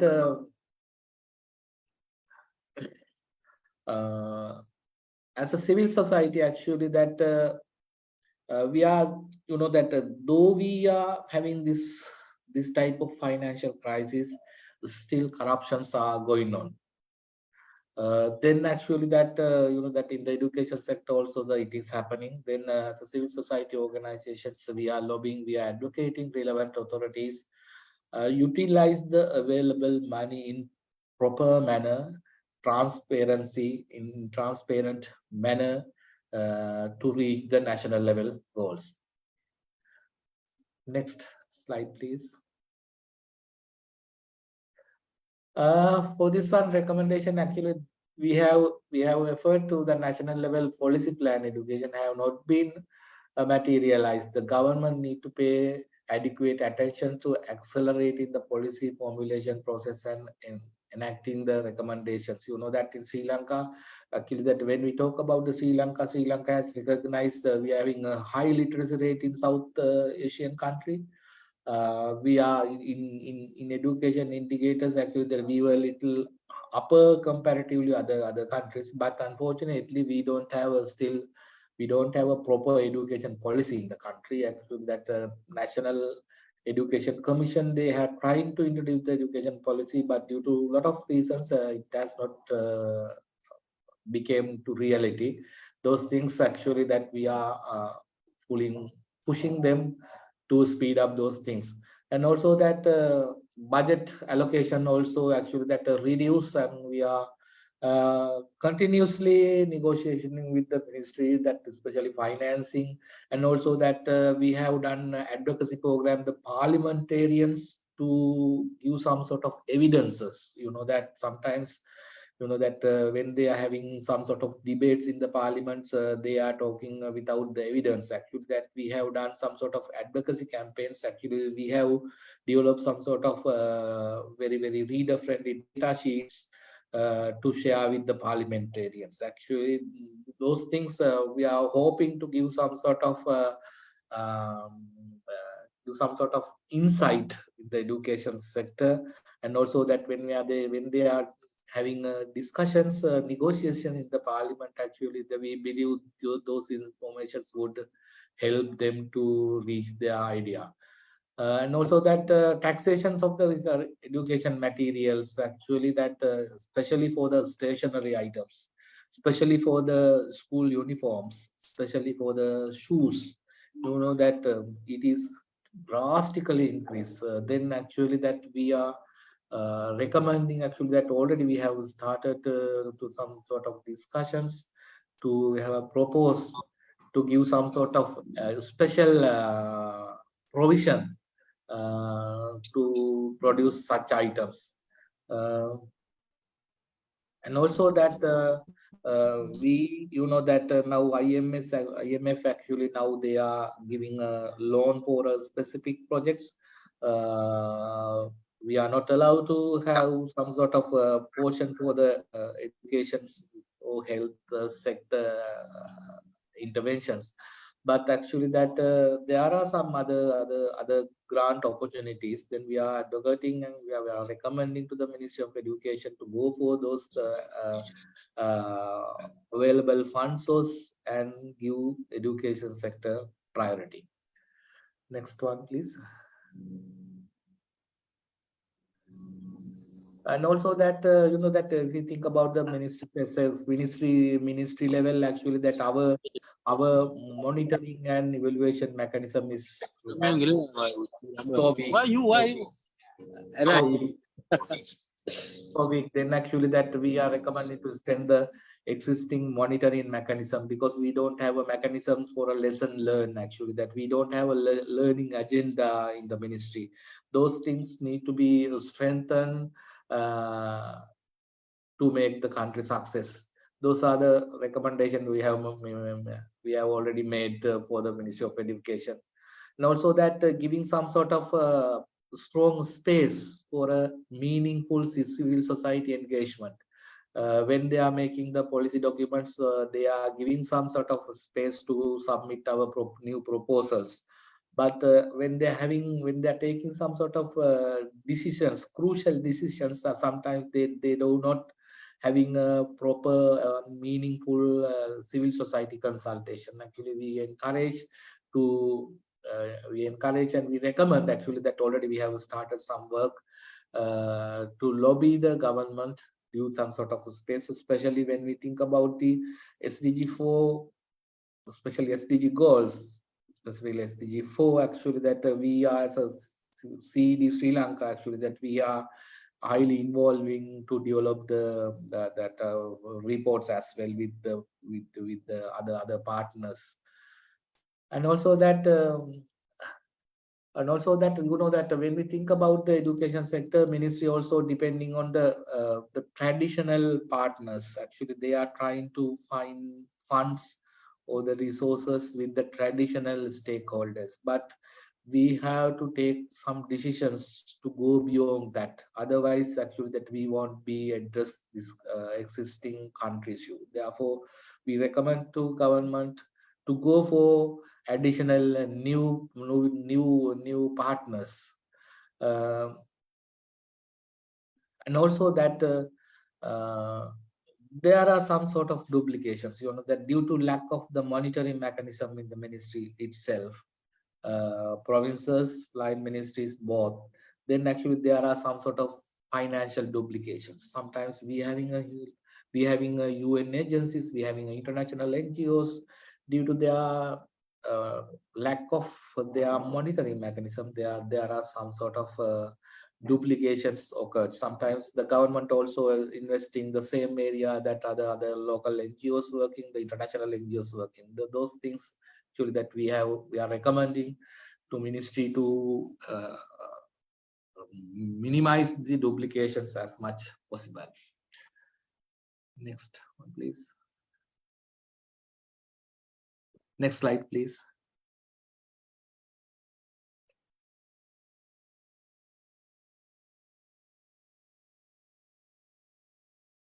Right. No more slide. Right. Yeah. I think that's finished, no? Yeah.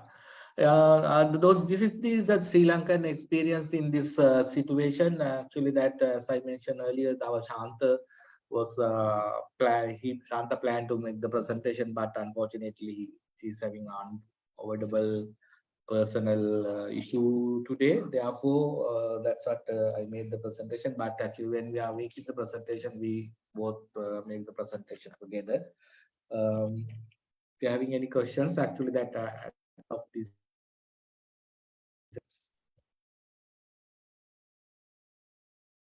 Thank you very much, Kamal, and thank you for sharing the presentation. And I think you talked about some of the issues which not only Sri Lanka, but most of the countries are facing post-COVID, which made it worse. So we were already facing some of those issues, and COVID made it worse. And in case of Sri Lanka, we know the economic crisis had much more worse impact on the overall, all the development sectors, including education. But thank you how CED is trying to work and address those issues and work together with other organizations, with new partners. So thank you, Kamal. I think you can stay here for some time because we have an open forum a little later after two more presentations. Right. Thank you. Okay. So from here, we will move on to the next presentation, which will be from a very far off place, which is from the Pacific. So with us, we have Petronella Kilu, who is the project officer of Kobele, a member of ASPE from Vanuatu. And she has been working with different civil society organizations in Vanuatu for a number of years. And she has also worked with different other coalitions and in the Pacific region. So may I please request Petronella to share your experience from the Pacific and especially Vanuatu. Petronella, all yours. Thank you. We can share the presentation. Is that okay? Yes, please. Okay. Can you hear me? Yes, I can hear you, but I will also check with our interpreters if you are clearly audible for them. Interpreters, can you say something, Petronella? So that we can check. Maybe a hello.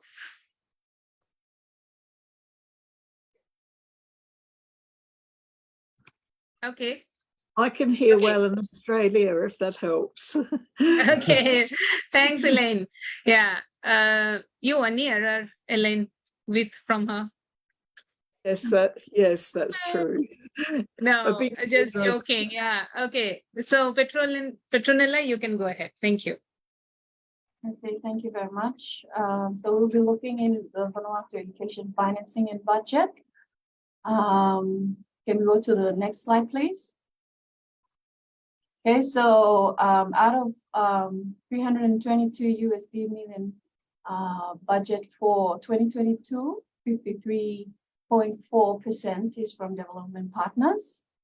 And of this 53.4%, nearly half of it is in form of cash grants, 32% of aid in kind, and 20.4% of the expenditure will be funded through external loans and increasing size of the debt. The MOET's 2022 budget allocation represents 24% of the total government of Vanuatu recurrent budget appropriation of 328 USD million. This is the highest proportion of the total government budget in recent years towards MOET, the Ministry of Education and Training, compared with 22.5% in 2021. 22.5% in 2021, and a low of just 16.1% in 2020 for the 10-year. The proportional higher allocation to MOET in 2022 reflects continued government commitment to the sector. Development partner allocations increase MOET's total 2022 appropriation by 23.7%. To the 90 to 97 USD million. Forward estimates for the next 4 years show no growth in the budget allocations for education in the coming 4 years. Considering factors such as inflation, likely salary increases, and the continuing increase in numbers of school-aged children, this is an urgent signal to government to look again to future budget projections. Can we go to the next slide?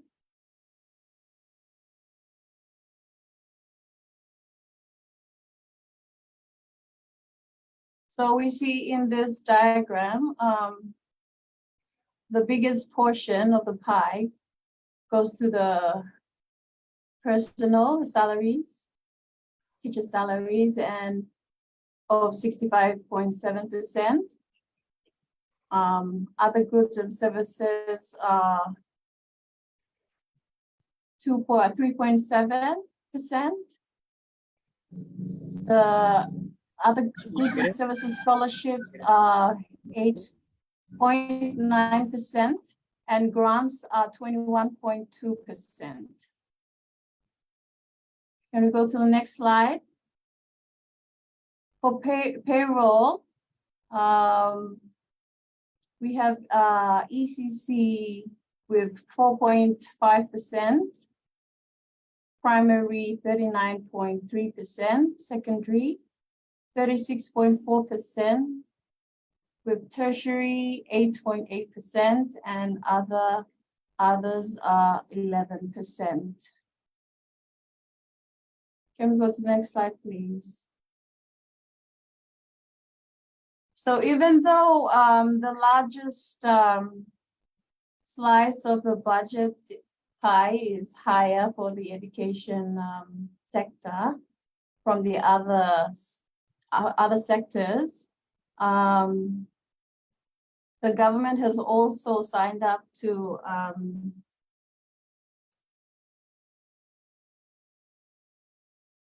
the government of Vanuatu has also signed up to global education targets. However, the process towards the targets is slow.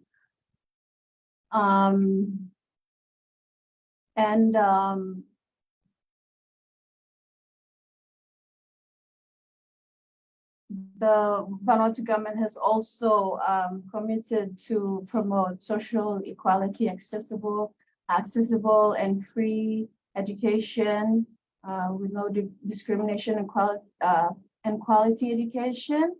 However, the people of Vanuatu are questioning whether the government can deliver as it has signed up for, to be committed to produce school leaders equipped for life for this present day in Vanuatu, as there are a lot of youth issues arising. And there are also other challenges such as a shortage of teachers, even though they have the big portion of the pie for the personnel, but they're still short. We still need more teachers, and the population increase. We still need more school buildings, because at the moment we have more primary schools than secondary schools. So these are some of the challenges that are faced here in Vanuatu. So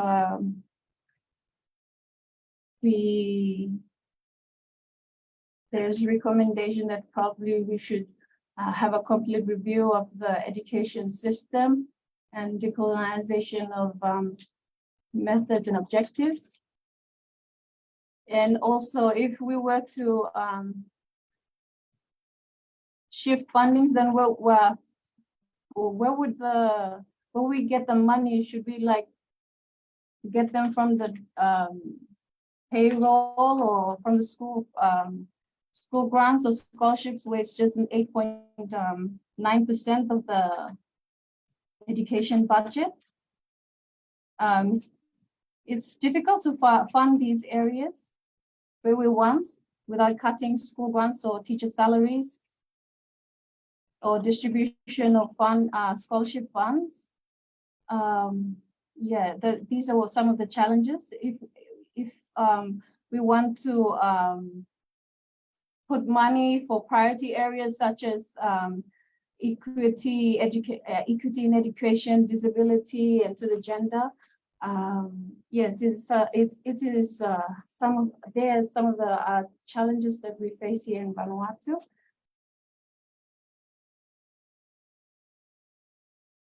And to increase the size of the pie, Vanuatu needs other sources of income, such as taxes or more grants from donor partners in education.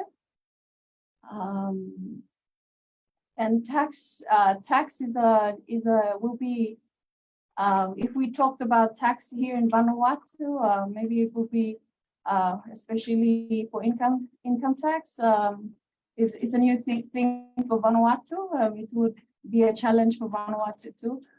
And yes, there's a danger of growing tendency to take loans to recover recurrent expenditure. 20.4% of the planned expenditure for 2022 is funded through external loans. Yes, so can we go to the next slide, please?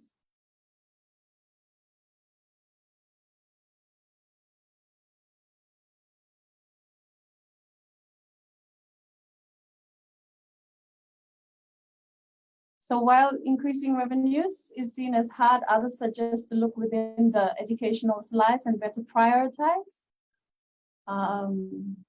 By maybe moving funds from one area to another, for example, scholarships to basic education or livelihood skills, or even dive deeper, look at the colonial foundations of the system and consider more home grant solutions.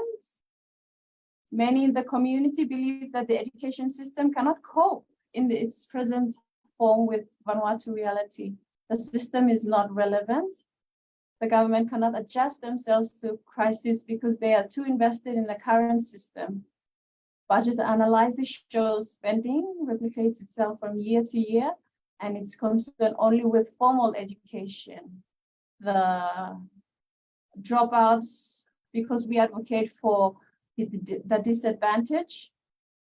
We have a lot of dropouts. And so, yeah, that is also another challenge for Vanuatu. Can go to the next slide. Yes, so that is the end of Vanuatu presentation. Thank you. Thank you very much, Petronella. And it's really interesting to see that even if there is a big slice of finance in the education sector, but it doesn't mean always that it is meeting the needs or the requirements. And I think my colleagues from Central Asia will agree, because they also face a similar kind of situation where the education allocation is high, but the priorities are not what is required in the country. So it is important to see how we work together, and especially looking into the decolonizing the financing on education. So thank you again, Petronella. I think you can stay for one more presentation we have, and then we have an open forum for question answer. Now, we heard a lot from civil societies, from academia, from our members, from different sectors, but it's very important to also hear from our youth, because it is them who will tell us like what exactly is happening over there from their perspective. So to share the youth perspective on the subject, we have Lakshmi. Lakshmi Nepal is a dedicated and motivated youth currently serving as an admin and finance officer at National Campaign for Education in Nepal. NC Nepal is a national network organization dedicated to promote quality education and advocating for the rights of the children in Nepal. Lakshmi holds a degree in finance, and her dedication to promote equitable and quality education in Nepal is evident through her work in the organization. She has well contributed the organization to achieve its mission and goals. So may I now request Lakshmi to share your inputs. Over to you. We are not able to hear you, Lakshmi. You are not audible. Not yet. Maybe if you can disconnect your earphone and speak to the microphone directly, that can help. Not yet. Did you disconnect the microphone from the laptop? Either earphone from the laptop?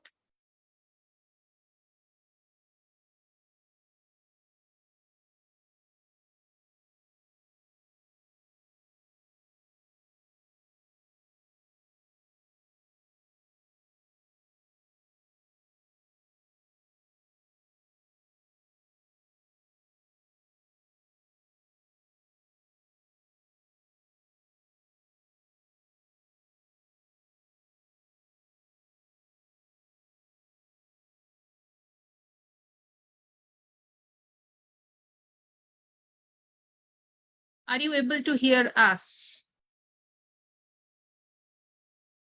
Yeah, Shmita, I think she's connecting to her phone, so she can use the audio. Okay. Susmita, can you hear me now? I can. Yeah, okay. So we see you in a different place and we hear you from a different one. Great. So maybe tech support, can you please share Lakshmi's presentation? Yeah, Lakshmi, please go ahead.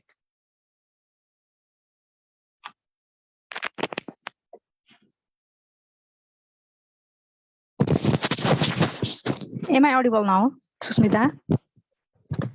Perfectly. Yes. Okay, thank you. Thank you, Susmita. Can you move to the next slide, please? Yeah, it's here by Susmita. I worked as an admin and finance officer in National Campaign for Education Nepal. NC Nepal is a network of more than 400 member organizations working so as to ensure the right to quality education for all in Nepal since 2003. Next slide, please. Yeah, I'll first like to share some about the educational context in the country context. Like if we looked at the retention rate up to the secondary level, class 12, then it's only 35.6%, and which shows that there is a high dropout rate and limited youths are seen in the access to quality education. And likewise, the literacy rate for individual aged 50 years above is only 71.2%. That indicating that there is still a significant portion of the population who are beyond the literacy skills and are left behind.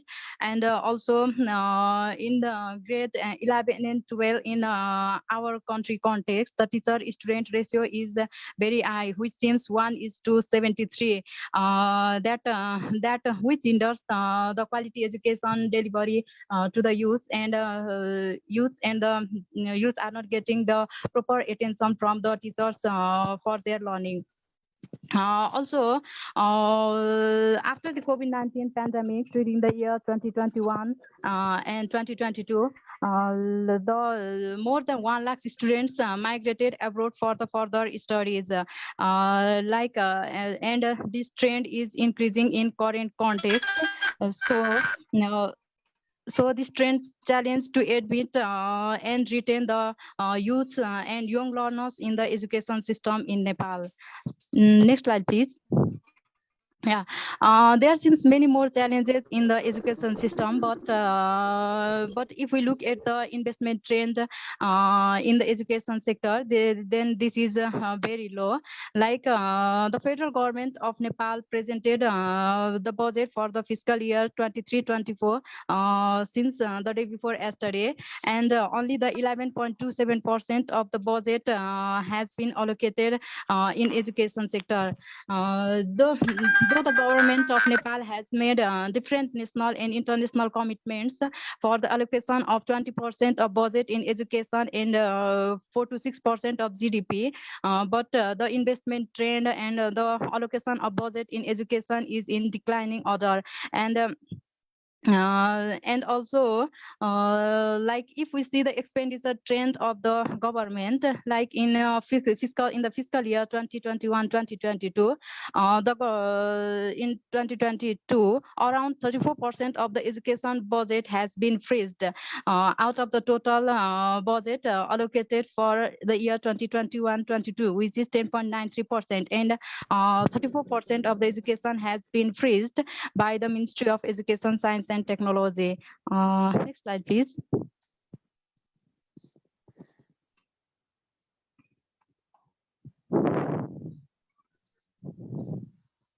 Yeah, there seems many challenges in the education system of Nepal, and also there is low investment and also freezing budget, which causes many more challenges in the learning of many more children and youth. Like the first I like to share is the lack of vocational, educational and skill trainings.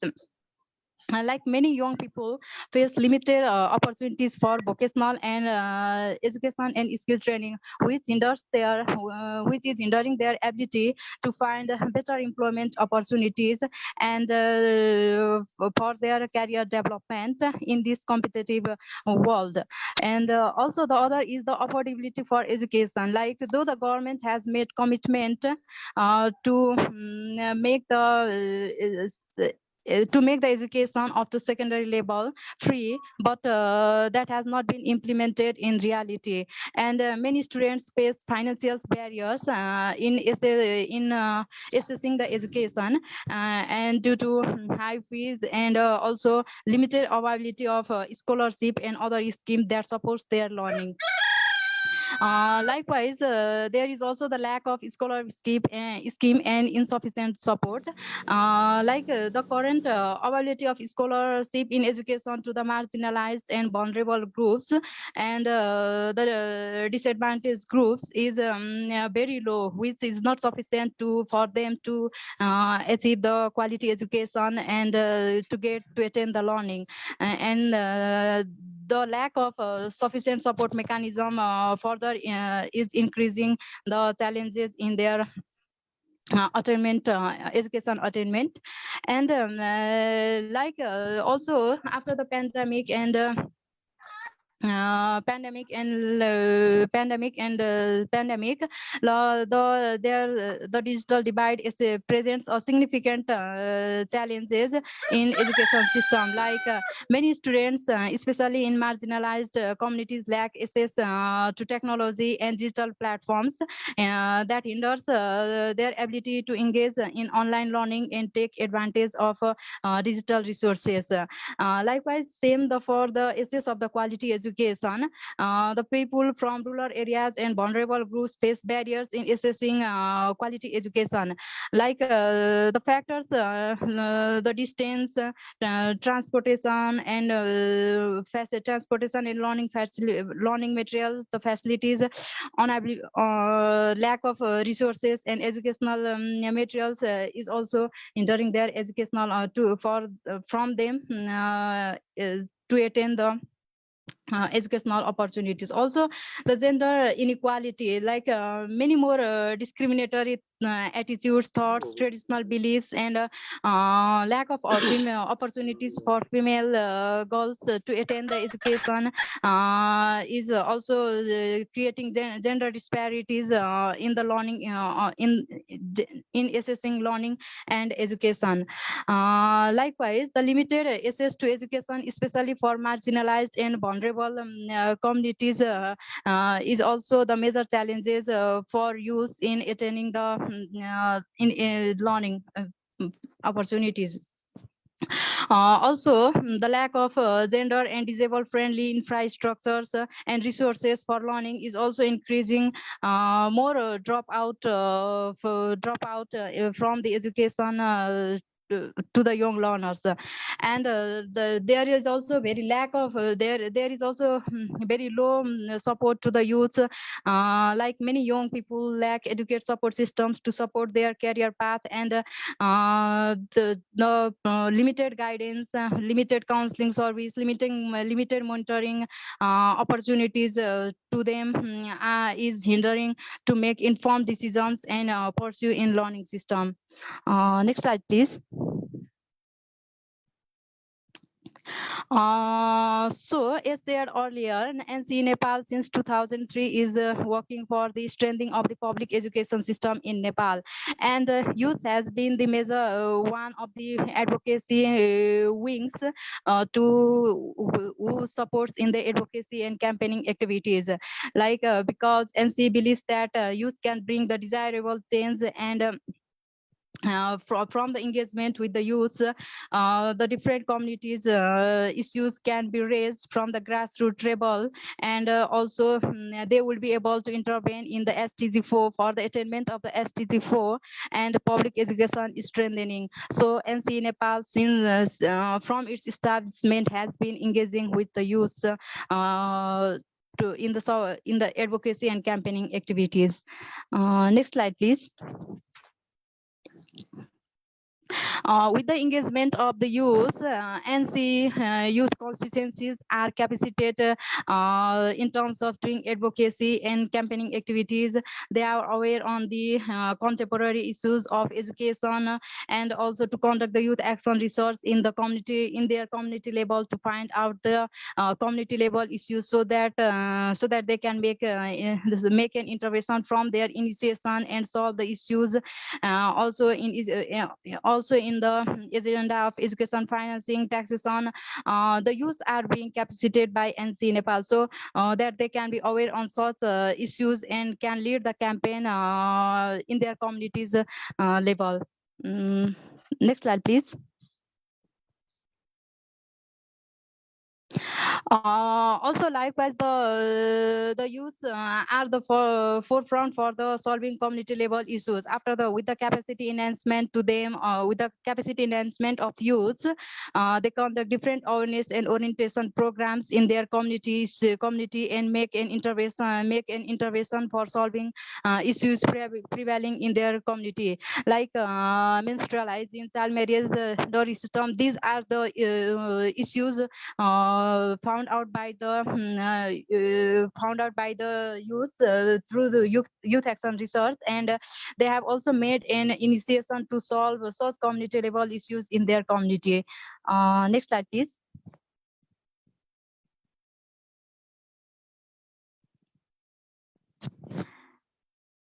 Next slide. Yeah, also the since NC has different youth constituencies group in different districts, the youth exposure visit and learning exchange programs are conducted so that they can discuss on the engagement, their engagement in the community and educational issues at their own districts and community, and share the best practices to each other, which other youth can replicate, with other youth can replicate and is for their local context and learn from each others. Next slide, please. Seeing many more, seeing this scenario and many more challenges in the education system facing by the youth, I want to share some recommendations from youth perspective, like the government should develop and implement effective education policies. Like it is very crucial to formulate and implement policies that address the challenges the youth and young learners are facing in their learning and in assessing education, in their retention in education, and also the policies should address the youth concern and response to all the needs as for needs of the young learners. The other one is to ensure equity and inclusion in digital platforms of learning, like to bridge the digital divide. It is very essential to ensure equitable access to the digital platforms for learning, especially to the marginalized and disadvantaged groups who are lacking behind the connectivity of internet access, and also the necessary resources of learning materials to promote inclusivity in education, digital education. Also,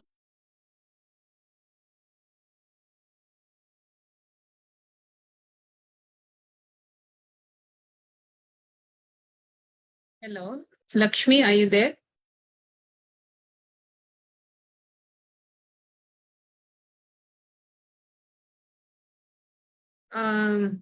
Okay. Lakshmi, are you there with us?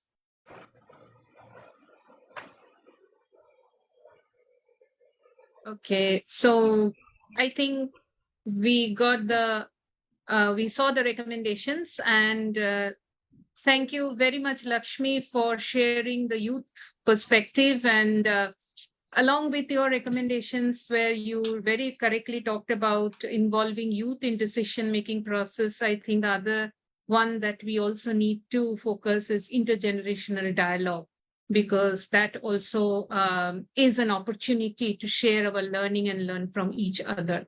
So thank you very much, Lakshmi. It was an excellent presentation in spite of the challenges that you faced. So thank you again. Now I open for question and answer. I think there has been a very good discussion happening in the chat box, which I would go back. But before that, anybody who wants to raise a question or a comment, please raise your hand.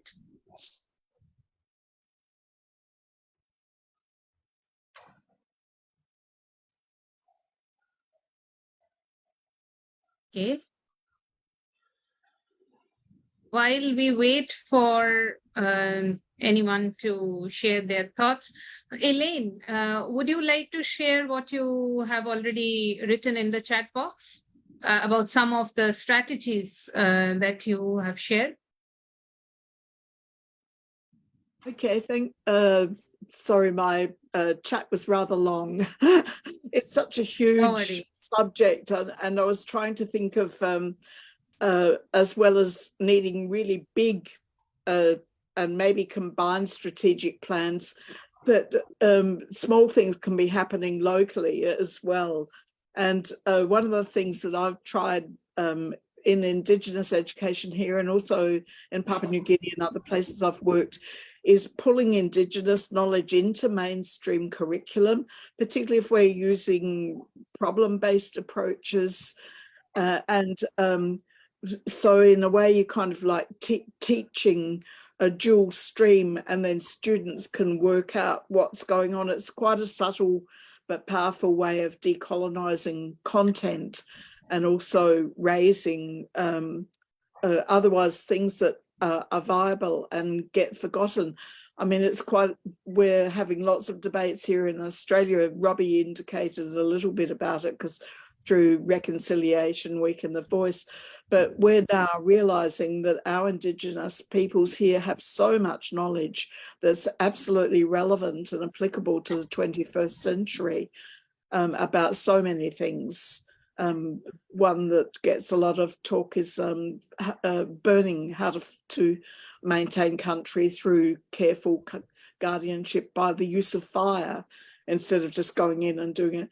And also just, I know from the little bit I've seen about knowledges about astronomy and foodways, and there's so much there. So it's not so much about putting money into Indigenous education, but it's about getting those local knowledges back into mainstream curriculum, even at a local level. That was one thing. The other thing I was thinking about was with the aid money, if there were enough countries to come together, particularly with Australia's focus on the Pacific at the moment, and also wanted to come together and to kind of put a really good strategic case for what was needed in education in a way that could start to address this colonisation of ODA. You know, we'd be happy to kind of like stand by, but it's whether it's done on a country by country basis or a more sub-regional basis, I don't know. So there are kind of like subtle ways. The other thing, and I'll stop talking now, that we're having kind of a deal of success with at the moment in the whole vet area to get much more adult and community education going, is to use Kira, who did an ASPE course with Anita many years ago, has been doing a lot of this very successfully with the Brotherhood of St. Lawrence, is collecting evidence through using co-design and place-based strategies for education and training, where you're pulling in local, whoever the local important people are, if it's about looking for work. So it might be in the industry, it might be the local councils, whoever it is, but then collecting the evidence and the research, parents and things like that, and then building programs around that, and then collecting the success. And there's been marked success, but it's, and then once the evidence base builds, then it's getting, things are getting scaled up. Just some ideas for a very big problem. Yeah, thank you. Thank you, Elaine. It's really great to hear all those thoughts and all, and where my colleague Thea, she has shared that in the Philippines, actually, OSAID has supported recognition of the Indigenous education many years ago. And now it is supporting the programs of the Institute of Indigenous People Education. This is something that we can also learn, and how we can work together. I also saw a comment from Ali. Ali, would you like to share your comment? If I'm not mistaken, did I see? Come on. Yeah. Hi, Ali. Yeah, so Smita, I was just saying that, you know, as an advocacy strategy, perhaps what we could do is to mobilize the political will. It has to come from the multilateral level, and I think we will need all the synergies that are being discussed as a strategy to be able to articulate this as part of a broader conceptualization of Goal 4 on education. Because if you look at the targets, you won't see much emphasis, you know, in terms of decolonial narratives as far as Goal 4 is concerned. So the conceptualization is quite narrow in that sense, and I think that will perhaps help in a way to ensure equitable financing for decolonial initiatives, you know, as to how we need to harmonize the indigenous with the scientific, for instance, and how to democratize the access. One, you know, thing that I'm still thinking is since we are so capitalized as a global community, that you have avenues for the modern education for people to seek and find employability opportunities. But I'm not sure how the indigenous wisdom will be put into practice in that sense. And how, although I'm absolutely not for the idea of commodification of knowledge systems at all, but there will have to be avenues, to create the niche for the government in that sense, and sort of a motivation also in economic and monetary terms as to whether how do we go about preserving the indigenous while also trying to mainstream its revival into our systems of thought and action. Thank you, Ali, and I fully agree, and I think most of us, we agree. And but at the same time, what we are seeing in South Asia is also that in the name of indigenous system or indigenous knowledge, sometimes it also gets into a different kind of imposing different kind of knowledge, if you may say, like in case of India, the saffronization that is happening at this moment, and all in the name of indigenous knowledge system. So it's, as you said, like how to bring in science and also make it more critical in that aspect. I'm sorry, Kazi Saab, I didn't see your hand, so can you please, please come in. Thank you. Well, the thing is this, when we discuss colonization or decolonization, we must make it a point that present is the continuation of the past, and change doesn't take place automatically or rapidly or in an hour or two. It takes an evolutionary process. During this last 3 decades, education has undergone tremendous changes.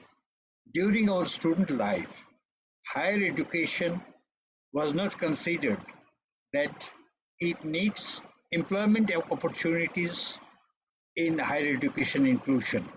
Now, the question of a link between the industry and the academia or education has come up. So we are to take note of all these changes. Well, we had 3 reports here. I very much remember about Sri Lanka. It really saddens me. I visited Sri Lanka in 1980 at the invitation of World Confederation of Organizations of the Teaching Profession. The late Horace Pereira, he introduced me with Aloysius Matthews, who is now, I think, retired recently. So we were very proud of Sri Lanka. It was excellent in education, and but what we just didn't mark that time correctly, that the linkage between secondary and post-secondary education, how far the linkage was proper, we do know. Regarding Vanuatu, under the auspices of ASBE, we came across the representatives of Vanuatu and their prospects and their challenges they're facing. We came to know that. And this is to some extent reflected in today's report also. And about the Nepal case. Nepal is our next door neighbor. We have many things in common with Nepal. And the presentation made by Lakshmi of Nepal was really representative character, not only of Nepal, but to some extent of neighboring India and Bangladesh too. So my point here is this. In today's discussion, what I find regarding Ali's point, first of all, I must say that we are to reflect truth, but we have to work on reality. Rather, we should face a stark reality. We cannot move beyond reality. So we have to make cautious steps and cautious statements. And I think today's educational problems lie mostly in 3 points. Number one, decentralization. Our education system in this subcontinent more or less are over centralized. We need decentralization. That's the need of the hour. Second, a few years back, as a member organization of ASWE, my organization, ISD Initiative for Human Development, we work for tax justice. Why? I had no idea about tax justice that way. When we were just shouting for more money for education, then we found the international literature and their experience that if we could help government in just increasing the revenue and with the place that collected revenue would be spent for education, including teachers. That was the thing. But I'm sorry, we couldn't make our community convinced, and we couldn't move very much further with that program. Now the question of this, crowdfunding.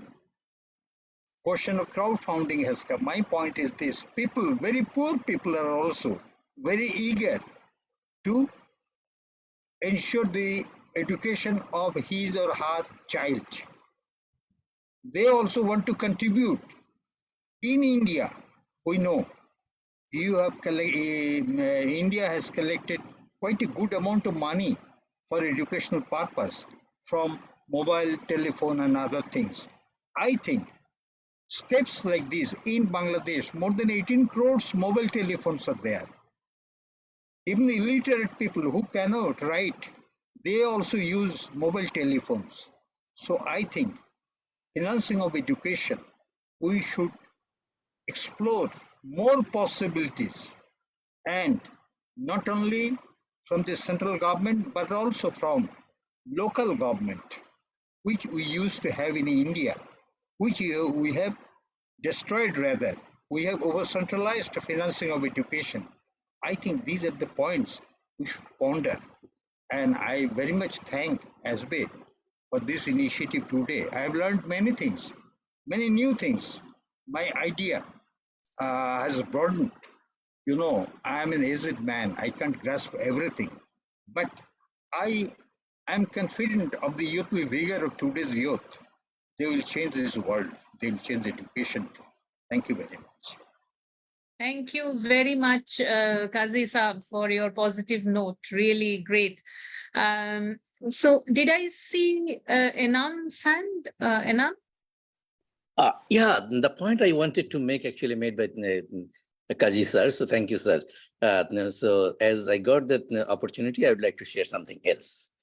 I had an opportunity to meet the Nepali coalition celebrating Global Action Week. 2 days before, I was there and I saw the collective initiative of different actors, civil society actors raising voice. And one thing I saw there, they were meeting in a place like they call Mighty Gaur. Mighty Gaur means mother's birthplace. So my mother, where she born? So it was related to Nepal's Queen's mother's birthplace, and all the people come there to raise their critical issues. And I saw the duty bearers are coming and listening to the people. So that kind of accountability would like to see that not only allocating resource, but accountability around the education financing is very critical. As most of the countries, as been member, we belong to LDCs and many of them are graduating LDCs.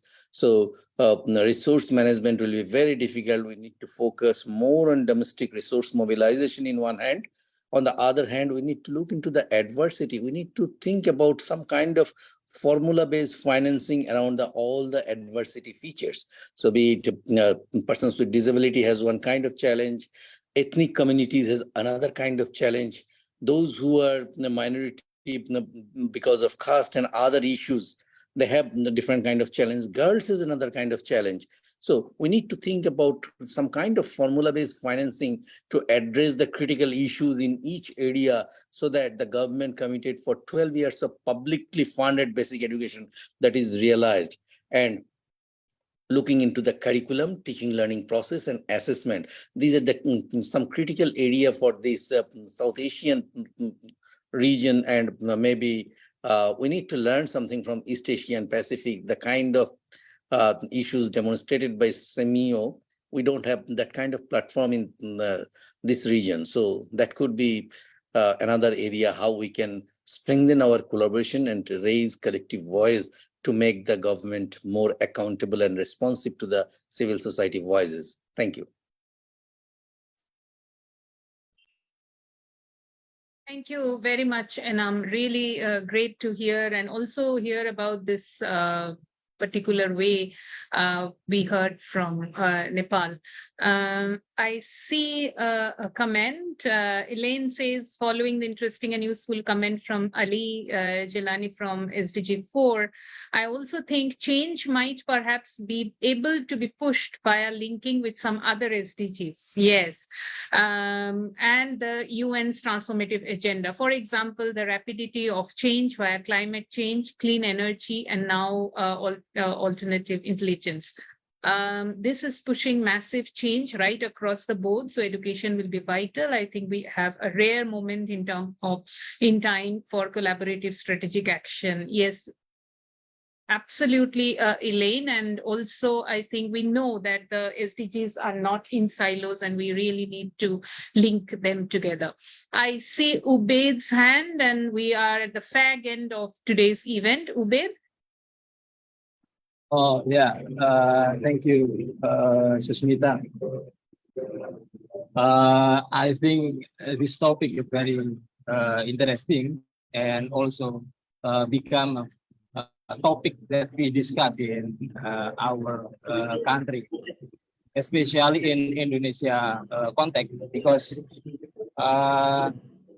this topic related with the number of debt in our country. In our case, the amount of debt funds continue year by year rising, continue to rise. Debt ratio our country reach more than 40% of GDP in our country. So civil society think that debt, government policy on debt and the number of the debt fund that became rising year by year is very pressing issues, and we can decolonize because of this debt fund. That's why the government should accountable to manage this debt fund. And second, unfortunately, the government use this debt fund for the priority program on infrastructure program. So they're using this debt fund to support the program of infrastructure, to building bridge, to building road, etc. The government not put the priority of debt, also part of that to support the education sector. That's why this year we discussed with the parliament. For example, we discussed with the parliament on the national level this topic about the debt and the allocate, how this debt fund is should be allocated. This is kind of the debate between the parliament and executive, ministries, and also president. And also another thing is the chief of political party. Chief of political party is also dominate to make a decision about this policy. For example, some of the member of parliament agree that education financing, it should be become the priority in the national level and also local level. But the legislative parliament member should be get approval from the chief of the political party. When the chief of political party agree with the idea, so the member of parliament, they cannot do what they want to do, because the relation between the member of parliament and the chief of the political party. So the member of the parliament should do what the chief of political party say. That's why become a dilemma. The debate between the legislative, executive, and also some leader and also some chief on political party level. That's kind of the debate on decolonize and also related with the debt and also the education sector, how we make the priority of the debt and also accountability process of debt fund for the education sector. Thank you. Thank you, Ubaid, for sharing Indonesia's situation and this conflict or this kind of situation where whatever the head of the political party says or instructs, the member of parliament have to follow that. I think we, all of us in the Asia Pacific, we have same experience and we have to work in that and strategize ourselves. So if there are no more questions or comments, I know it's a very good discussion already happening in the chat box. I don't want to read out all those again. May I please request Ram Gaire to share the closing remarks. Ram is the National Coordinator and Program Manager at National Campaign for Education Nepal. And he is also the Global Campaign for Education Board representative from the Asia Pacific. So over to you, Ram. Thank you, Susmita. Yeah, we are running behind the time, so it's really tough to summarize the session, but I will share some of the insight. Thank you very much for your outstanding moderation and more. Thank you, Lei, for your excellent moderations. Yes, today we are here to celebrate Global Action Week for Education. As mentioned by Robbie, so we are now Global Action Week celebrating 20 years. So civil society, we have been able to celebrate it and raise our agenda and create the momentum to ensure a public education system, a right to education, and ensure every child has a right to education. So thank you very much for this organizing this discussion and from hearing from the different speakers and different, participants' perspectives. So it's good to know that so we need to promote the local knowledge, local system that strengthen the national government mechanisms. So this year's Decolonizing Education Financing is mainly stressed on changing the power dynamics, changing the narrative that the national governments, they should sit in the driving seat. They should lead the national education reform agendas that most of these speakers, they highlighted and they also raised. And yes, aid is the important, but it should not supersede the national education reform. So national government, they should be able to reform their agenda. The aid should harmonize based on the local need, local context, and the local priorities. And it is certainly the demand driven. Today's we have lots of education system, lots of challenges because of the climate change, the crisis, and even the pandemic. And because of that, so aid to the education also, it has gone down. And even the national government, they have not been able to collect the sufficient revenues that support the education system. And also, most importantly, today also most of the speaker, even the participant, they highlighted that the privatizations, commercializations of education, this has been one of the challenges to ensure free public education. So it is the major challenges that civil society also need to tackle through the creative and innovative movement and campaign. And one of the aspect also here highlighted that national government, they need to, in overall context, it need to expand the tax to GDP ratios through the progressive tax reforms, and also reduce the illicit financial flows, and also ensure the tax justice and also support to education. And also that the national government, they should be able to negotiate for the debt, and also to international communities, they should cancel the debt to the countries, because most of the countries, mostly the underdeveloped countries, they need to pay high for the debt rather than the finance to education.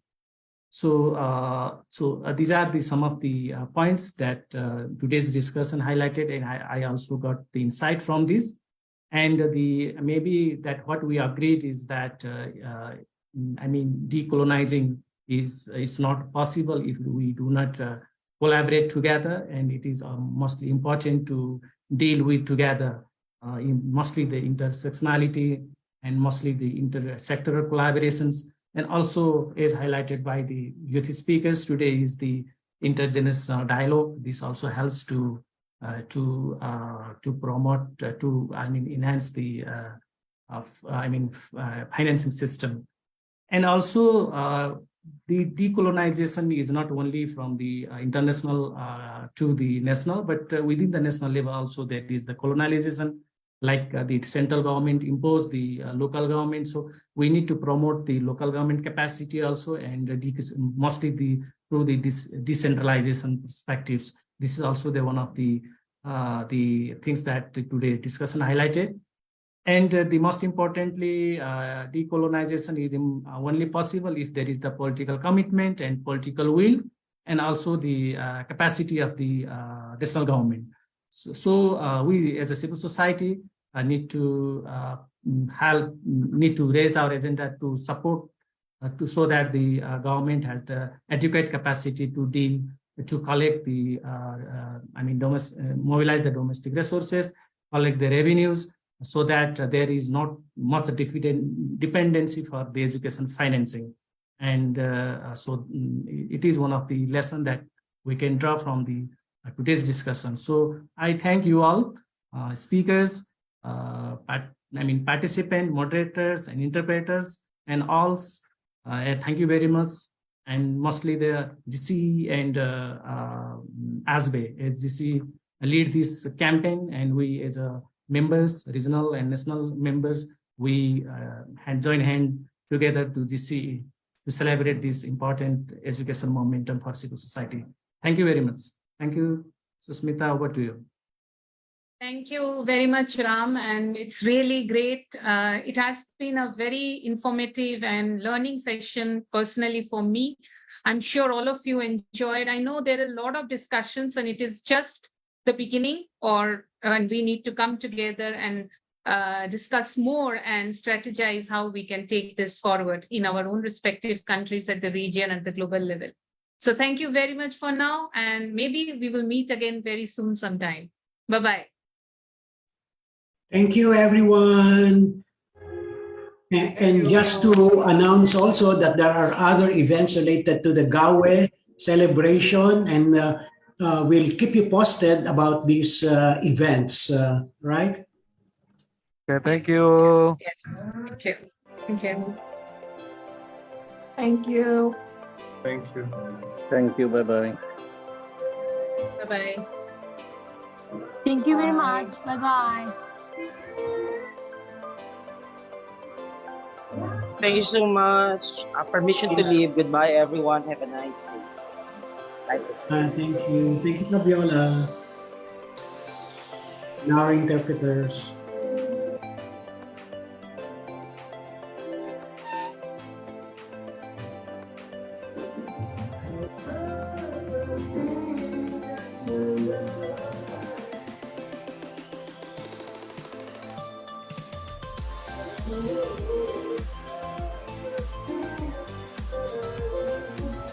Well,